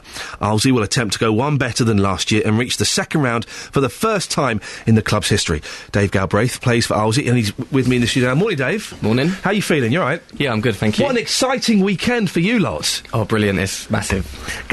Could you believe it when you've got this far? It is quite unbelievable, really, for the club, and but the work that's put in by everyone involved at the club, I mean, it's what we deserve, really. I think. It's the tie that has really captured the public interest, hasn't it? What have the team been like? What have they been talking about? Obviously, the opportunity to play at a Premier League standard stadium. I mean, a lot of the players are quite excited about that, and the other plus side for us is Coventry aren't actually doing that well in their league at the moment. Right. So it's an opportunity for us to go there and perhaps have a chance. And they've got previous of getting beaten. 1989, I'm looking at my facts here, I don't know these details. 1989, Coventry beaten by non-league Sutton United. So there's a real chance, isn't there? Yeah, I think with the FA Cup there's always a chance. I mean, every year you see a non-league team go that little bit further. And we're in the mix, so there's no reason why Arlesey can't do that this year. A win would, of course, be excellent. A draw wouldn't be bad, would it? Because then they'd have to come to you. Yeah, a draw. I'm sure we'd take a draw. Obviously, we want to go there and win the game, and at the same time, we're not stupid. We know that obviously Coventry are going to have a lot of quality, but we've got to go there and expect to sort of perform and have an opportunity to beat Coventry. Now, of course, it's a small club you play for. You're not on these, like, £250,000 a week kind of deals. You've got a proper job, haven't you? Yeah, I've got a job. What do you do in the real world? I work in care for a care company called One Step at a Time. And what kind of stuff is that? It's a supported living company, so we offer support with people who have learning disabilities and other care needs. And do you get to, in that job, is it kind of hands-on? Do you get to meet the clients and things, or are you more in the office? I'm more in the office now, but I started off at a project worker level where I was hands-on, supporting people. So what does everyone at work say when you say, I'm off to Coventry at the weekend? I don't really talk about football at work too much, so really? They don't really know, so... Your work don't know? Not really, no. I'm a bit reserved when it comes to football, I think. Well, what are you going to be like on Monday if you win? They'll know then, won't they? Yeah, they'll know then. They'll probably know today, because I'm on call over the weekend, so... Oh, hang on a second. You couldn't get a call Saturday afternoon, could you? So we need you. Can you come down, Dave? It'll be sorted out. Yeah. You can have your pager on the pitch. Make arrangements, yeah. Has training been stepped up for you lot? Yeah, I mean, everyone's trying to do as much as they can. I mean, Gary and Zima have had us in, I think the lads have been 6 days out of 7 by Saturday. Wednesday we watch videos of Coventry, and they're running it as professionally as they can to their means. Yeah. So we would have prepared for this game as a professional club would have. Right. And it's credit to the people that are sort of involved. As I said, Zima's a good manager for that level. Yeah. He knows what he's doing. He's played at the highest level, along with Nathan Abbey, who's also played at a good level. And Gary's commitment to the club is second to none. Saturday night, win, lose or draw, it's going to be an amazing day. I hope you win. What have you got planned for Saturday night? A short trip to Birmingham. So the lads have it's ideal. like I say, win, lose or draw, the experience is going to be massive for the boys. Yeah. Worst case scenario, we can go there and show people what Olsey are all about. Yeah. A lot of work rate, try and play some football, and if we get a result out of it, it's going to be a bonus. And you got a little bit of an injury. How are you feeling? You going to be okay for Saturday? Hopefully, I've been working hard this week. Yeah. I picked up an injury a couple of weeks ago, so I'm doing all I can. I've been in the gym 5 days out of 5 so far, so hopefully I can get ready and prepare for the game. But if I'm not involved, then I'll do what I can for the lads that are involved, and that's the sort of team spirit we've got at Olsey. Everyone's in it together, from top to bottom. Yeah. So, and have you got family going? Are your mum and dad, if they're still around, but are they going? Have you got people coming along to Because I'm not sure whether I'm playing. I've spoke to a few people, but they said that sort of obviously if I was playing, they'd be there. But hang on a minute, so they're not sure if they're going to come down? No, they don't know. Plus, I don't know, other commitments. David, other commitments! I'm impressed at how humble you're being about all of this. I swear to God, if I did something anywhere near as impressive as this, everyone would... those lot in there would know about it. Shout and scream it from the rooftops. Listen, have a fantastic day. Brilliant, thank you. Best of luck. I hope you win. I don't know a lot about football, but I think I got through that. What are you doing, 442, Christmas tree? What's the plan? Yeah, that'll be on Zima on the day. I've got no idea what I'm talking about. It's just things I've heard from my friend Steve. Dave Galbraith, thank you very much for coming in. Best of luck. That's Dave there. He plays for Olsey. They'll be playing Coventry in the FA Cup at the weekend. Wouldn't that be exciting? Hey, that'll be fun. Hey, professional footballers with your Rolls Royces and your £1 million a week, have a chat with Dave Galbraith. What a nice, down-to-earth bloke he was. What a nice bloke. That's what you need, footballers.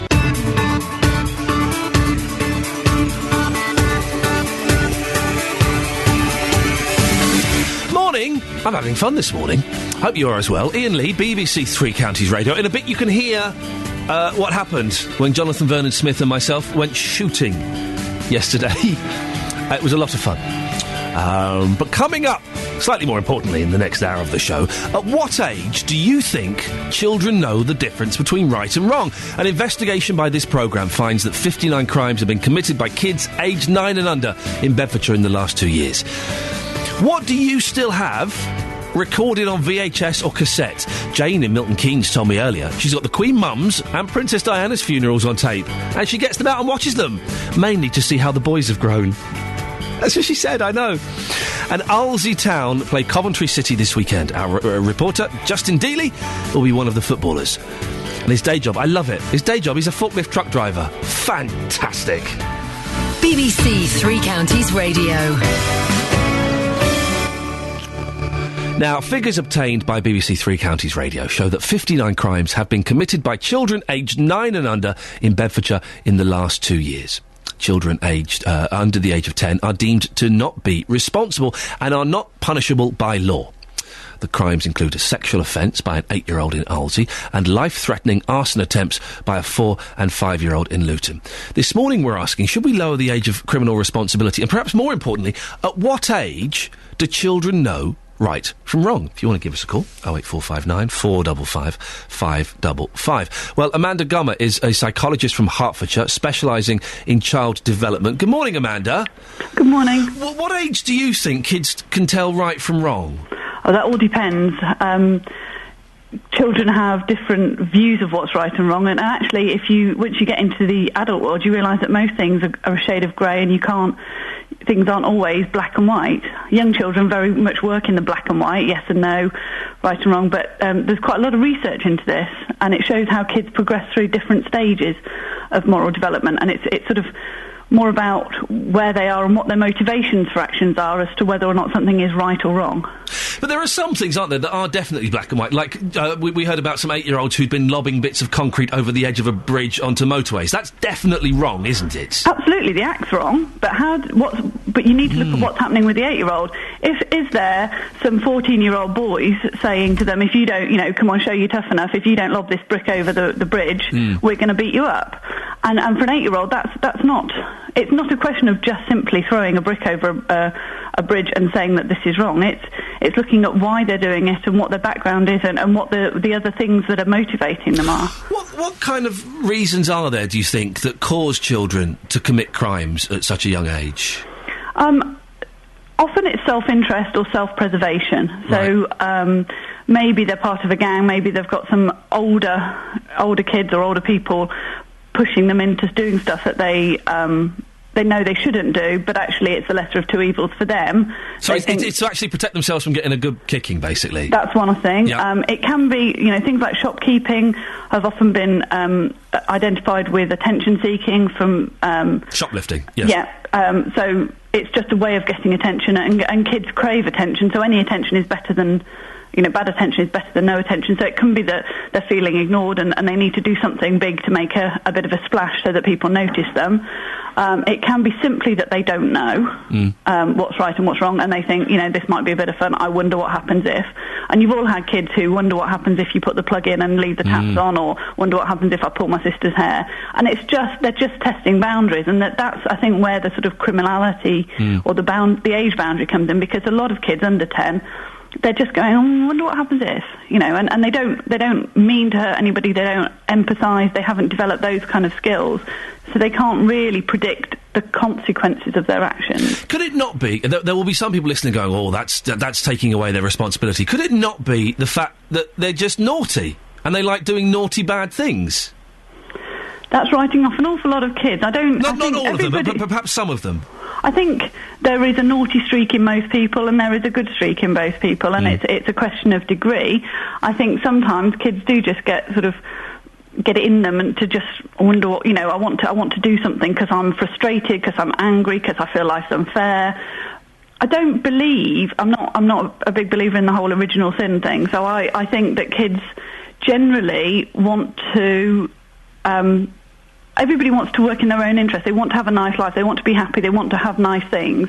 And they're strong motivators. So it might be that the selfish side and the self-interest overrides any sense of what's right and wrong. And they're doing things because they want the sweets from the shop, so therefore they're going to take them. And that's plain naughty. That's just greed. But it doesn't mean that they can't be taught right from wrong. And it doesn't mean that they're old enough to be criminally responsible, because then they might not have sort of really thought through the implications of stealing. Very quickly, we had a caller earlier on who said, give him a good slap. Right. What's your take on that? I don't believe that is a quick fix. I think there are times when smacking a child is appropriate, more for their own protection. I would rather smack my child's wrist than have them run into the road and get killed or, hurt themselves. But I think firm boundaries and strong discipline and understandable consequences are the way forward. Amanda Gummer, thank you very much. What about the victims of crime? Well, Paul Fawcett is from the charity Victim Support. Good morning, Paul. Good morning. If you're the victim of one of these crimes done by let's say, an 8-year-old, and your car has been vandalised, you'd want the offender prosecuted, wouldn't you, regardless of age? Not necessarily. Right. I think, one of our things that we believe very strongly at Victim Support, and this is based on having helped probably getting on for 30 million people in the time we've been around as a charity, is that no two people have the same point of view of what a good punishment is. So if you ask 100 victims what the right punishment for the incident you described is, you'll probably get 100 different answers. But what brings victims together, the things that all victims have in common, is that A, they wish it had never happened to them, and B, they don't want it to happen to somebody else. They don't want other people to go through it. So punishment is a part of what victims want, and it's very hard to pin down exactly what the right answer of a punishment is. But more than that, victims want it to stop. And particularly with children, we have to think about the consequences of what we do to them, whether or not we're actually setting them up for a lifetime of crime or doing things that might stop them at a young age and make them into responsible citizens. And I think on balance, most victims are going to want the latter. Well, how do we do that with kids then? How if there are 8 to 9-year-olds committing these, in inverted commas, crimes, what is there we could do to stop them? Well, there is something around, and people may have heard of it. It's called restorative justice, and it's quite the thing, if you like, at the moment in criminal justice. And it can work with both young offenders and with older ones. Well, is this the thing where you meet the person who committed the crime? Well, that's part of it. It Right. doesn't necessarily always involve a face-to-face meeting. It will depend on each case. But it is about actually getting the victim to explain, whether it's face-to-face or through a letter or through an intermediary, exactly what that crime has done to them, and for the victim to be able to ask questions such as, why did you pick on me? What made you do this? and actually make the offender face up to that. And often, particularly for young offenders, this is very, very powerful because it actually bridges the gap that your other guest was just talking about making people actually, young kids actually understand what the effect of their actions is. And also from the victim point of view, it's very easy if you've been a victim of crime. And incidentally, I came home from work last night and found that some stuff had been nicked from outside my house, and I was feeling quite angry about it. And you can build up this picture in your mind that there's a very, very threatening, person out there who did it to you. And often when the victim comes into a situation like this and realizes that the big hulking stranger they were worried about is a quivering 11-year-old, it actually helps them get a sense of perspective and think, actually, I can get on with my life. I don't need to worry about this person out there. It's actually just a rather sad little kid. Paul Fawcett from the Charity Victim Support, thank you very much. 08459 455 555 is the phone. What's your view on that? JVS will be back with the big phone in from 9 o'clock, and he'll be asking, how do we stop children from committing crimes? We've got an email from, I don't know, is this two separate emails or is it one long one from Steve? I think it's one long one. Many child crimes go unrecorded as either they're not caught or are simply given a warning. The recent series of adverts showing teenagers that no means no when it comes to sex is just one area. This may be controversial, but I believe all children will commit at least one crime. What will you do, Ian, when one of your boys commits a crime? I don't believe smacking a child is violence, as you described earlier. Most parents love their kids. It's simply punishment. When I was 10, I stole a penny car from a local newsagent. It was simply being in with the wrong crowd. The police came. I was given a stern talking to and a caution, but that was nothing to me then. But the words, wait until your father gets home, meant I was in trouble. The resulting smacking highlights to this day why I must not steal. I do not consider my father violent, but more concerned for my well-being and preventing me from being a criminal. 08459 455 555. Maureen's in Biggleswade. Good morning, Maureen. Good morning. What do you take on this? Well, you teach a child from the very beginning, don't you? Even when they start first eating, and they're not eating their dinner properly, you say, no, that was naughty, don't you? You say, now, can you eat your dinner properly? So you start from the beginning teaching a child right and wrong. Yeah. And they see it always around on TV, their brothers, sisters getting into trouble, or some family. So they do know, and they do test the boundaries. But at what age do they know? Because, for example, my boy, he's going to be 3 in January. He will not share his toys with his younger brother. He gets angry and upset if you take them off him. Does he know? Does he know that it's wrong to be upset about not sharing? I think sometimes they do. They just don't want to share. It's simple as that. Yeah. What would you do, Maureen? How do we stop it? Well, that's a hard question, isn't it? How do you stop it? Yeah. Apart from keeping an eye on the children and telling them, and probably more education, maybe.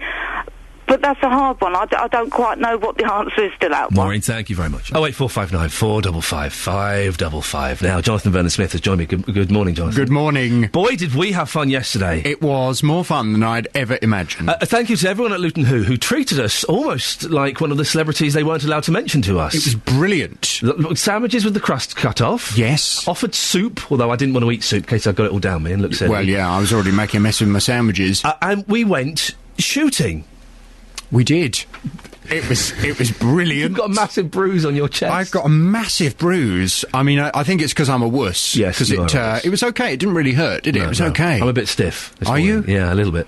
But it was such fun. Yeah. I had no idea. If you want to see some pictures of what it looked like, on the Facebook page, we have put up some pictures of Jonathan and I shooting. There'll be a little bit of video as well of us up there.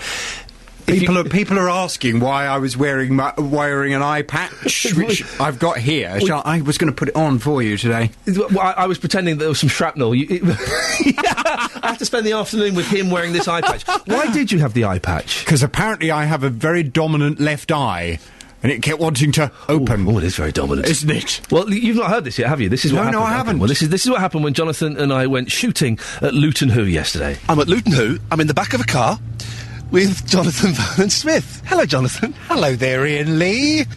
And we're off shooting. This is it. We're actually going to go and fire guns. Apparently, we're going to get to use big ones and small ones. I don't know why they keep laughing whenever I say that. We should introduce these chaps. What are your names, chaps? My name's Pete Lee. And I'm Tony Lee. Your coaches. Yeah, your coaches. Do you think we're going to have what it takes to shoot guns successfully? Oh, absolutely. 100% guarantee. Are you excited or are you a bit nervous? Kind of a mixture of both. I mean, these guns are coming out in fabric cases. They don't look terribly manly at the moment, but I reckon when they come out, they will be.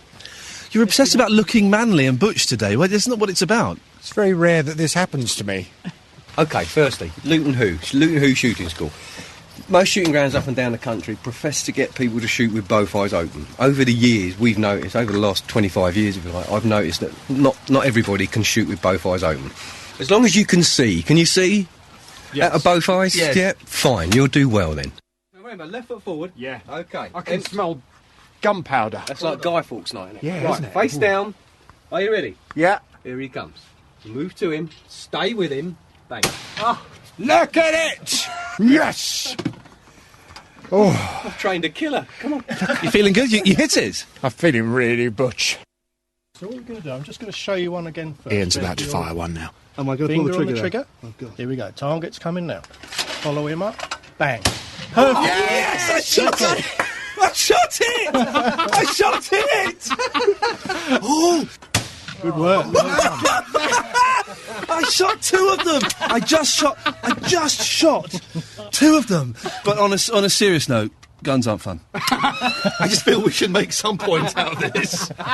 Anyway, let's do some more shooting. Yeah. Are you ready? Come on then, let's go. Right, here we go. Right, here we go. Let it get to the top. There we go. There.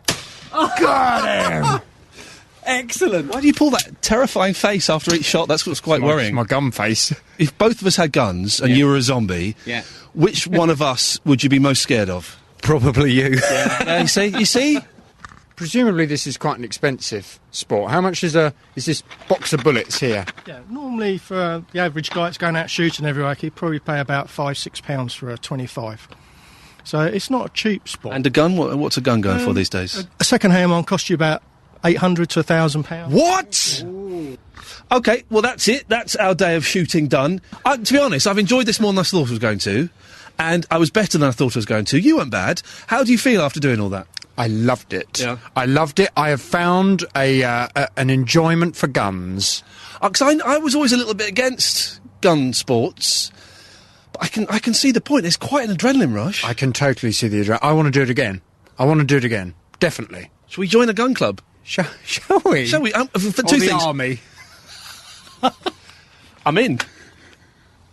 Jonathan, it's been a pleasure shooting with you. No, likewise. And I didn't shoot you. You're still alive. Good. Can we go now? Yeah, I've run out of conversation with you. Go on then, let's go. I've edited it slightly. I think, in great fairness, you were perhaps a little bit better. No, I think we were both both good. What we did, that no one will believe, we shot two targets with one bullet. With one bullet, yes. How good is that? Yes.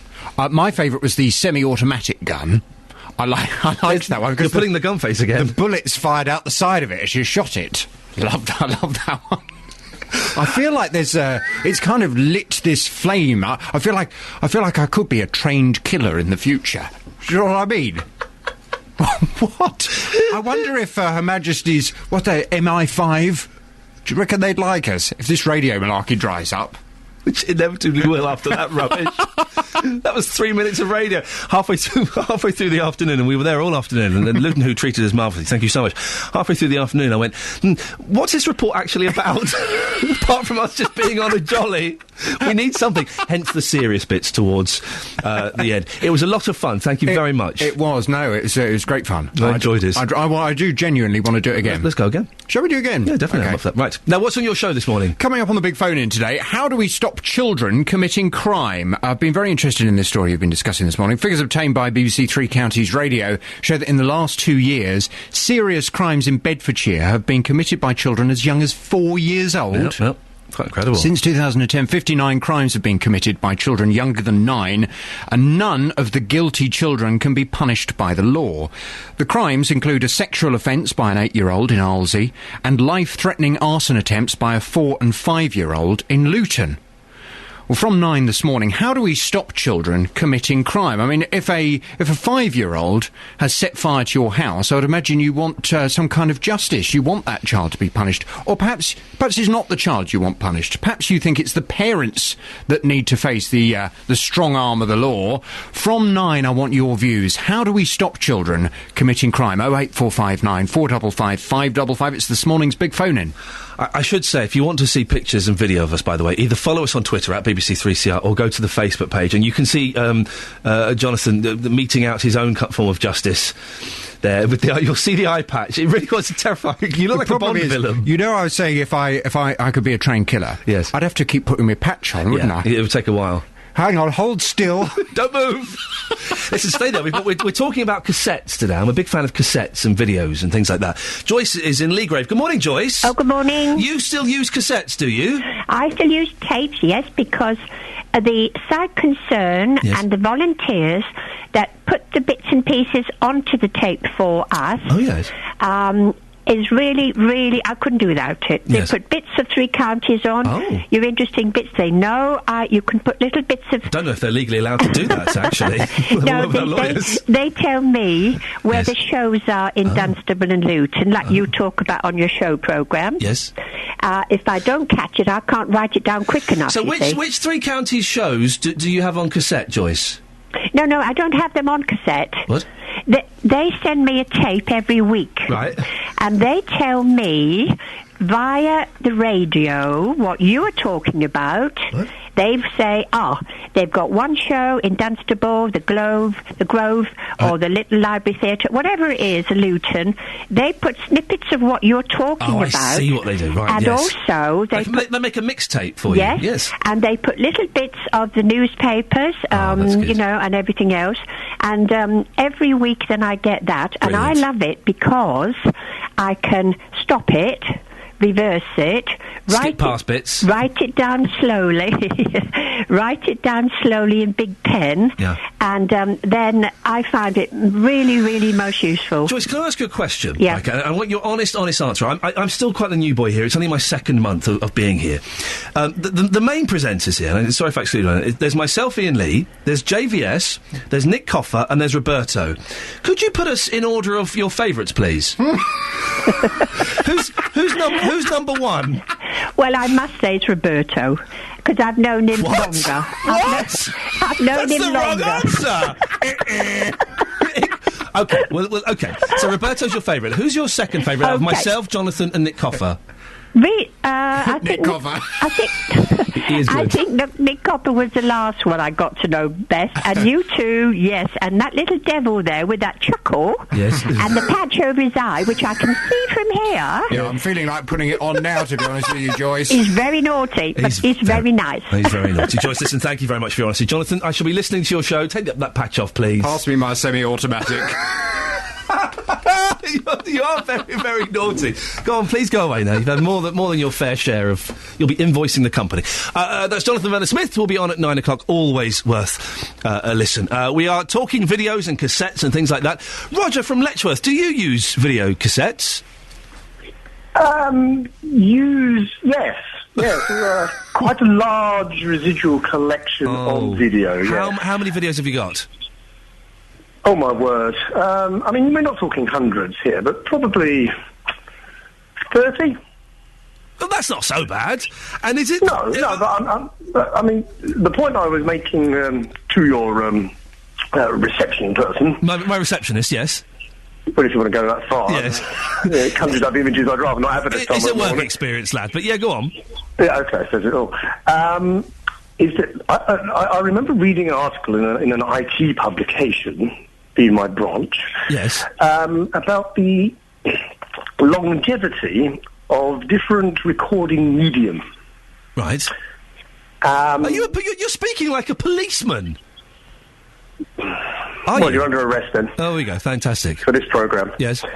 Yes, and basically it was saying how long the whatever you write to a disc or a tape or whatever might realistically last before that becomes corrupted and unreadable. Yeah. Roger, get to the point. What are you trying to say to me, man? Speak English. DVDs and CDs last the least. No. And tapes last longer. Oh, DVDs last longer than videos. Oh, no. A video cassette stored correctly will reliably last 30 to 50 years. Well, how long? You can put jam on a DVD. You can put what? You can put jam on a... Yeah. If you burn your own, of course, you've got an exposed surface. There we go. He got to exposed surfaces. I thought it was time to abort that comment. I don't want to hear about Roger's exposed surface on a Friday morning. Nick in Hitcham on the text, 81333, starting his text 3CR. Loads of tapes, mainly old comedies like The Navy Lark, Steptoe, The Goons, and, of course, loads of Led Zepp. Dave says, I've still got a cassette recorder, 3 of them in home, and over 200 tapes. I have all the young ones on video, which I recorded off the TV, and the video player comes out now and then to watch them. I think everybody's got the young ones on video. And Jay from Luton, the last cassette I played was Merrill Osmond's Family Christmas at last Christmas, and my son is going to listen to it again this Christmas. My last record was Kate Robbins' Saturday Night. Blimey. On FM, AM and online. BBC Three Counties Radio. Coming up in the last half an hour of the show before JVS, the government's Cobra Emergency Meeting Committee is meeting later today to discuss the threat to the UK's ash trees. Our reporter Jessica Cooper has been to the woods in Milton Keynes to find out what the Parks Trust is doing about it. Arlesey Town play Coventry City tomorrow. Reporter Justin Dealey meets one of the players. He's a forklift truck driver. Not Justin, although he could be if this career doesn't pan out for him. And also cassettes and videos. We've had some great calls on this. Isn't it funny? We can do all this planning about all these big news stories, and all these topics we think we're going to get calls on, and we make a little flippant remark about cassettes being stolen, and the phones have gone mental. My favourite was the call from the lady who has the Queen Mother's funeral and Princess Diana's funeral on tape. They watched them recently to see how the boys have grown. Isn't that nice? 08459 455 555. This story really is growing, and when I first heard it, I kind of thought, but it's just getting bigger and bigger. There are concerns that a disease in ash trees, which was first spotted in the UK at a nursery in Buckinghamshire, has spread to more mature trees. In Milton Keynes, the Parks Trust is keeping a close eye on ancient woodlands and has suspended the planting of new ash trees. It comes as the government's Cobra Emergency Committee meets today to discuss the threat to the trees. Our reporter Jessica Cooper has been for a walk in the woods in Milton Keynes to find out what the Parks Trust is doing about the problem. So I've come along to Linford Wood, 100 acres of woodland right in the centre of Milton Keynes, and it's one of the oldest woodlands in this area. It dates back to the Doomsday Book. I'm joined by Rob Reekie, who's Head of Operations at the Parks Trust. Rob, we're surrounded by trees. I know nothing about trees, so I don't really know which are the ash trees. Which ones are in trouble in this area? Well, the ash trees here in Linford Wood, they're the trees that actually just about lost all their leaves for the moment. And in Linford Wood, they actually take up about 60-65% of the higher canopy. That's the taller trees within the wood. We have some deep concerns. We knew of this disease on the continent for some time, as most people have. DEFRA and their agency, DEER, got in contact with us about a month ago saying that a nursery in the UK had supplied us with some ash saplings that had been reared in Holland, I believe. So they want to come down and inspect those saplings, which they did do, and those saplings were given a clean bill of health. We don't suspect at the moment that the disease is in Milton Keynes. The nearest known record of the disease in mature woodland is just around Cambridge. It's autumn, so there aren't hardly any leaves on the trees. So how do you spot if a tree is infected? If it was fully leaved, you would be looking for wilting of those leaves. So in a normal summer situation, you'd be looking for leaves that actually were looking like they were dying, and they would go brown and they would go black, and you'd see the leaf stalks and the small stems leading up to leaves also actually showing signs of stress and dying. Beyond that, you would then see some small cankers or sort of small death of the bark and the stem. Other than keeping your eyes open in woodlands like the one we're in now, what other steps has the Parks Trust taken to try and make sure that the disease doesn't come to this area? Last week, before the general government bans came in, we actually put upon ourselves and suspended all planting of ash trees in Milton Keynes, or certainly the Parks Trust Trust did. So that's the first step, is to make sure no new planting takes place, because you're never quite sure where those plants are actually coming from. How important is the tree to this local area? This is good ash country. Big concern to us about how this disease is going to spread. We're hoping nature's going to help us as well as things move along. But no, it is vitally important.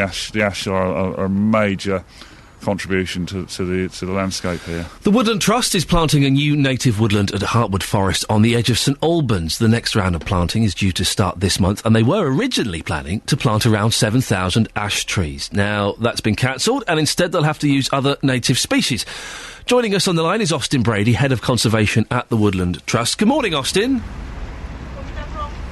Oh, no, I got the wrong one. I do apologise. That was Justin's fader. Austin, you're there. Yes, I am. Sorry about that. That's How okay. much of an impact is the ash disease having on your plans? Well, like everybody else, we've mounted a rapid response to do whatever we can to help minimise the risk, and that means changing some of our plans, certainly in the short term, to suspend all of our planting of ash for this current planting season, and to make sure we use other native species instead. As I say, when I first heard about this, I was kind of like, nah. But as it's going on, this is really becoming a huge story. Could it mean the end of ash trees in this country? There is a serious risk that we could lose many millions of ash trees. Wow. That's correct. And of course, this could have a bigger impact in some parts of the country than others. In large parts of lowland England, the ash tree is a significant component of mixed woodland. But in some part of the uplands, like the Peak District and the Yorkshire Dales, some of those woods are dominated by ash trees, and the impact there could be even worse. So it could make a significant change to the look of our woodland areas. I think that's absolutely right, and not just the woodlands, because many of the small woods and copses and hedgerows contain ash trees too, some of which are very old and are important habitats in their own right for birds and bats and bugs and so on. So the impact could be quite dramatic, not just in woodlands but across the wider countryside too. Austin, what do you think about the way that the government has handled this? I mean, the government, they swung into action and followed some fairly sort of well-established procedures, but our concern is that those procedures may not really have been completely fit for purpose. The ash problem is really very, very serious, but of course we've got other really important native trees like the all so important oak tree, and we need to make sure that we're not only combating the ash problem, but we're prepared to fight off the other pests, diseases and threats that might be coming across from the continent, and that means getting together and making an action plan, really. There is some controversy, I've heard, about the fact that this was first noticed, I think, in February, and the government only put a ban on importing of ash trees a few weeks ago, or this week, I think, wasn't it, actually? I think that's part of the question we really need to ask, in terms of, are the procedures that are followed, are they really the best way of dealing with this? Yeah. It's not necessarily that the government was slow to act, it's a question of whether, the standard operating procedure they followed is the one that we really need to be operating in these circumstances, and that's why we've pressed for a summit of all the key interests to get together and talk about these issues, and thankfully the government have responded to that, and hopefully we're going to get round the table with them soon. Finally, Austin, I saw on the news last night there's a fella who claims he's got a thing that can an antidote, that's the word, my mind's all over the place there, an antidote that will work on this. Have you heard about that? Is that a reality, a possibility? To be honest, I've heard about probably half a dozen different suggestions as to how we might tackle this, and we'd have to look at them all very carefully, because of course we don't want to suddenly try something and discover that we're doing more harm than good, so caution rather than knee-jerk is required. Austin Brady, Head of Conservation at the Woodland Trust, thank you very much. On FM, AM and online, BBC Three Counties Radio. Should we have some good news? Let's have some good news, I think. It's the FA Cup first round proper this weekend, and Giant Killing is the name of the game. Arlesey Town travel to Coventry City tomorrow for perhaps the biggest game in the club's history. They sit 5 divisions below the Sky Blues, who won the FA Cup back in 1987. So, can they pull off the shock of the round? Well, Justin Dealey is on a building site with one of the players. Justin, do you support Coventry? No, I support Luton Town. I do apologise, sir, if I've offended you in any way. Tell us whereabouts you are and who you're with. Well, I'm in Luton at the moment, as you can probably hear. I'm with a forklift truck, and Ryan Frater. Ryan is the captain of the team. He's thoroughly looking forward to tomorrow. Ryan, can you come down off the truck now for us? There we go. He's got the day job today, you see, Ian. It's the day job today. He is living the dream tomorrow. Ryan, welcome to the programme. I know that you can't wait for tomorrow. How long have you been a forklift truck driver for? I've been here for 5 years now. My granddad worked in the sales here, and obviously he got me a job, and I've been here ever since. So the game, you are 4 divisions below Coventry. Your ground holds about 1,000. Theirs holds 32,000. Just describe your emotions ahead of this big match. You know, getting to the FA Cup first round and drawing a team of Coventry's of our history, and obviously them winning the FA Cup. It's going to be an amazing day going out there, playing in front of 10, 12,000 people. All the boys are buzzing and we can't wait for it. And this is the dream tie for you. When this draw was made, you were jumping up and down. It really is the dream tie. You know, I watched it live on ITV, saw we drew Coventry City. You know, they've won the FA Cup, so it's a massive game to go to. Obviously being at Coventry as well, they've got a new stadium, the Ricoh Arena. The pitch will be immaculate, so all the boys are buzzing for it, looking forward to it. Ian's just mentioned about giant killing. Some people would say you've done very well to get this far, but you genuinely think that you can pull off a shock here? You know, you've got to give the respect to Coventry. They're a full-time outfit in League One, but they're going through tough times at the minute. I mean, they're bottom of their league, League One, struggling, not got a settled team, whereas at Olsey, we're like... I know we're 4 divisions below, but we've got great team spirit.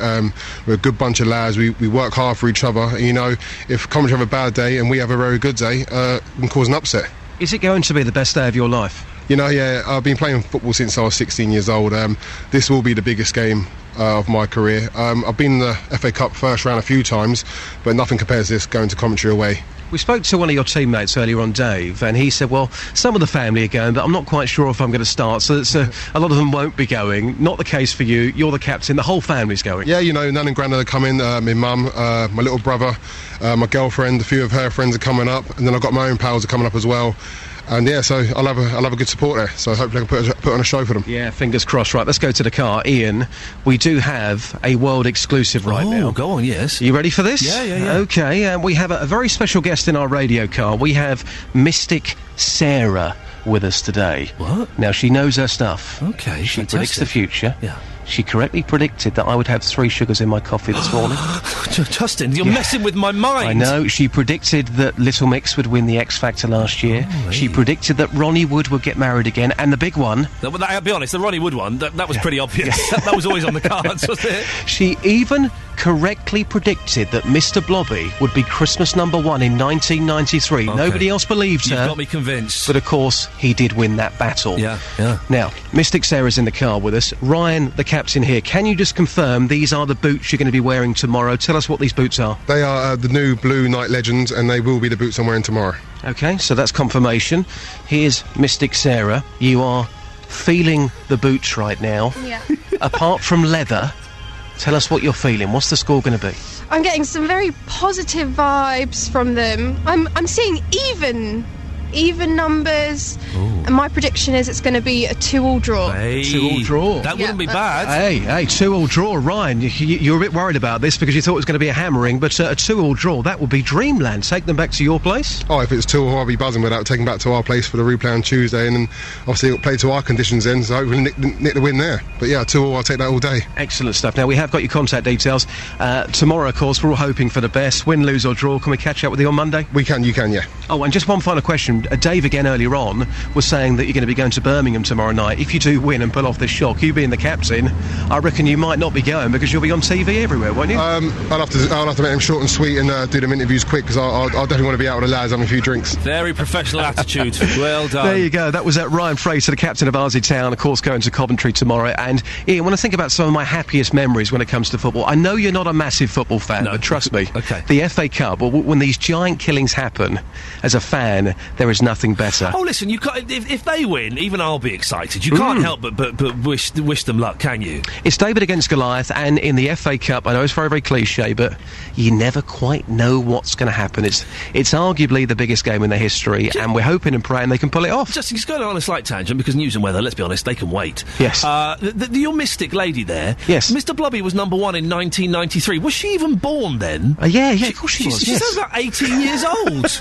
She correctly predicted it. say, hey, I'm going to go and put some money on that for a 2-2. Do it. And Monday morning, when I'm rolling in it, and you're saying, well, I didn't quite believe her, we'll be having a very different conversation. Okay, when you come in lighting cigars with £50 notes, we'll know that I was wrong. Thank you, Justin. Excellent stuff. Really good. Nick Coffer, Monday to Saturday from 12 on BBC Three Counties Radio. Yeah. He's not in today.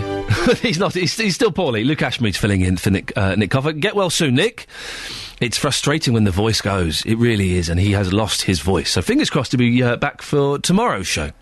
08459 455 555. We're in a little bit of a pickle. We were supposed to have a harmonica player before the end of the show. Fingers crossed he will make it. Fingers crossed. But could we get a backup, please? Can we get a backup? If you play the harmonica, could you give us a call and just be on standby? I think, because this guy, and I really hope he turns up, because apparently he's excellent. Richie, he's supposed to be superb, and I'm really looking forward to hearing him. But if you play the harmonica, or any instrument, let's be honest, we've only got 10 minutes, I'm a bit desperate, could you give us a call and be our backup musician? 0845. It's a little thing that we do on the Fridays. I don't know how it's evolved, but we like to get someone in who's a bit musical just to kind of leave on a slightly positive note. So if you play, ideally a harmonica, but failing that, pretty much anything. Can be a pair of spoons, to be honest. 08459 455 555. We need a backup musician, just in case Richie Prynne doesn't make it in. Oh, there we go. I'm a poet and I didn't realise. Isn't that fun? 08459 455 555. We've been talking about old cars and old Vauxhalls in particular. Dave is from Lillybottom. Good morning, Dave. Good morning. Tell us your story about old cars. Oh, yes. The gentleman who was speaking from the museum. Yes. It brought back memories for me 28 years ago when, for my wedding, my wife and I went to the church in the very same 1910 Vauxhall Prince Henry from the museum. Oh, see, there's some things I don't know a lot about cars, Dave, but I do like looking at really old cars, and the car that you get driven about in on your wedding day is particularly special. We had a vintage white Rolls Royce, but that must have been fantastic to have had that. Oh, it was absolutely fabulous. The roof was down on the way to the wedding. And in fact, it was a wedding blessing. We got married the day before, so this was on the way to the church blessing. And then it was top hat and tails, and my wife looked beautiful. And it was just absolutely brilliant. Gorgeous sunshine. We had the wedding blessing, came out, and it started raining on the way back, so we got pretty wet on the way back. But never mind. Did he not pull over and put the roof up? Well, he did, but we were only going a couple of miles, okay. So it's something to talk about later, isn't it? Dave, thank you very much for that. We had a vintage white Rolls Royce. We hired it, obviously, as you do these things. I don't drink. And my wife, she had a glass of champagne, and she sorted out for me. The driver came out, and he went to pour a drink. I said, I don't drink. He said, oh, no, this is special for you. American cream soda. The greatest drink in the world. The cream soda. Wonderful. Videos and cassettes. There's a superb letter in the Telegraph today from Philip Duckling of Bognor Regis. Sir, I read recently in my local paper, the Bognor Regis Observer, of the theft of some cassette tapes from a car. This begs two questions. Who still has cassettes in their car, and who would want to steal them? Well, it got us to thinking, who uses cassettes? I love cassettes. I've got a big box full of them. And loads of videos and things like that. These videos, some of them are very special to me. Some of them are stuff I did years and years ago. And some of them are very special. A lot of them are rubbish. I've got lots of episodes of The Young Ones and the Mary Whitehouse Experience. Just, when am I ever going to watch? I believe I've got to take that concert I taped on Christmas Day one day as well. Yeah, I know. Never even watched it then from, 20 years ago? And I should throw them away, but I just can't. I can't do it. Well, Glenn is on the line. Good morning, Glenn. Morning, Ian. Do you still use a video recorder? I do, yes. Why? Well, I've got a lot of stuff for the kids that I recorded years ago. Yeah. So it's been fun watching those back. Yeah. But I just think it's nostalgia. It's a bit like video, like vinyl records. Yeah. It just has a certain feel to it. When you look at a CD player or a DVD player, it's a little box, it's a light, and that's it. But the skill that went into making video recorders is something different. It is something very special. Do you know what? There is a video on YouTube. It's a I can't remember if I think he's Finnish. It's a Finnish guy showing off his collection of video recorders. It's not videotapes, video recorders. It lasts 11 minutes. He has thousands of them. I'm going to try and find that so I can put it on the Facebook page. You're right, there is something very special about holding a big chunky videotape, isn't there? Yeah. Betamax or VHS, Glenn? I was VHS, although the Betamax was a better system. Thank you. I used to get. Thank you, Glenn. We have to move on. I got beaten up at school for having a Betamax video recorder. I got beaten up for having Betamax. It was better quality. Yes, you could only get Heaven Can Wait and That Darn Cat on Betamax video, but it was much better quality. Well, where the hell have you been? He made it. Richie Prynne, am I saying that right? Yes, that's right. Fantastic. You made it in. What kept you so long? We were getting worried. Sat-nav. Oh, man. You can never trust the sat-nav. I definitely should never have trusted the sat-nav. The sat-nav they're wonderful, but let's be honest, they're also rubbish. Yeah. It sent you the wrong way, did it? It was either rubbish or firstly, it told me it was going to take an hour and a half to get here. Yeah. So I think maybe it was really clever and it actually knew that I was going to get seriously lost. Yep. And then it made me get seriously lost, so... Well, listen, we like to have a little bit of music on a Friday. We've had ukuleles, we've had harps, and we had Clem Curtis from the Foundations last week. This week, it's Richie Prynne. He's from Shefford in Bedfordshire. And what kind of... That's a fantastic guitar you've got there. That's a pretty old-fashioned, fat-bodied, hollow guitar. It's a beautiful guitar, isn't it? What make is it? I've not seen that before. Michael Kelly, you shouldn't... I was hoping you weren't going to mention it, actually, because it's not mine, and I've not even asked permission to use it. Oh, blimey, have you nicked it? No, I haven't. No, I've borrowed it to sell for my girlfriend's dad. Oh, OK, all right. So, okay, I brought it in. We'll move on from the guitar. Yeah, we won't mention the guitar on the radio. We'll start now. Listen, we've only got a few minutes. Do you want to get straight in with a song and give us a song? Yeah, I can. I'm not normally a guitarist or anything in our band, so I'm more of a songwriter and then a singer, and a harmonica player. So I've got kind of half a song that I've been writing. So I'll just show you where I've got. Give us half a song that you've been writing. This is exciting. Why not? Okay. Okay, here we go.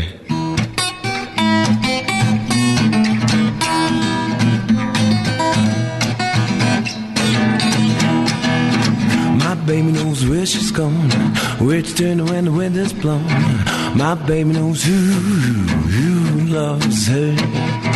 My baby and me made a pact, stick together and that's a fact now. My baby knows who loves her. Who loves her, how she deserves what my baby wants, she gets. Don't you see what my baby wants, she gets. All from me what my baby wants, she needs it. Gets from me, my baby gets what my baby wants, and that's the way it is.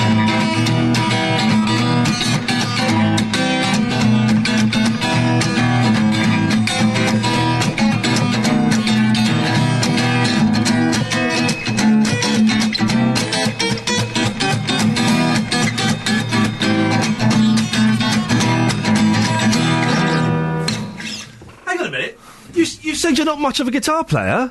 I mean, I play guitar. That was brilliant. Thank you.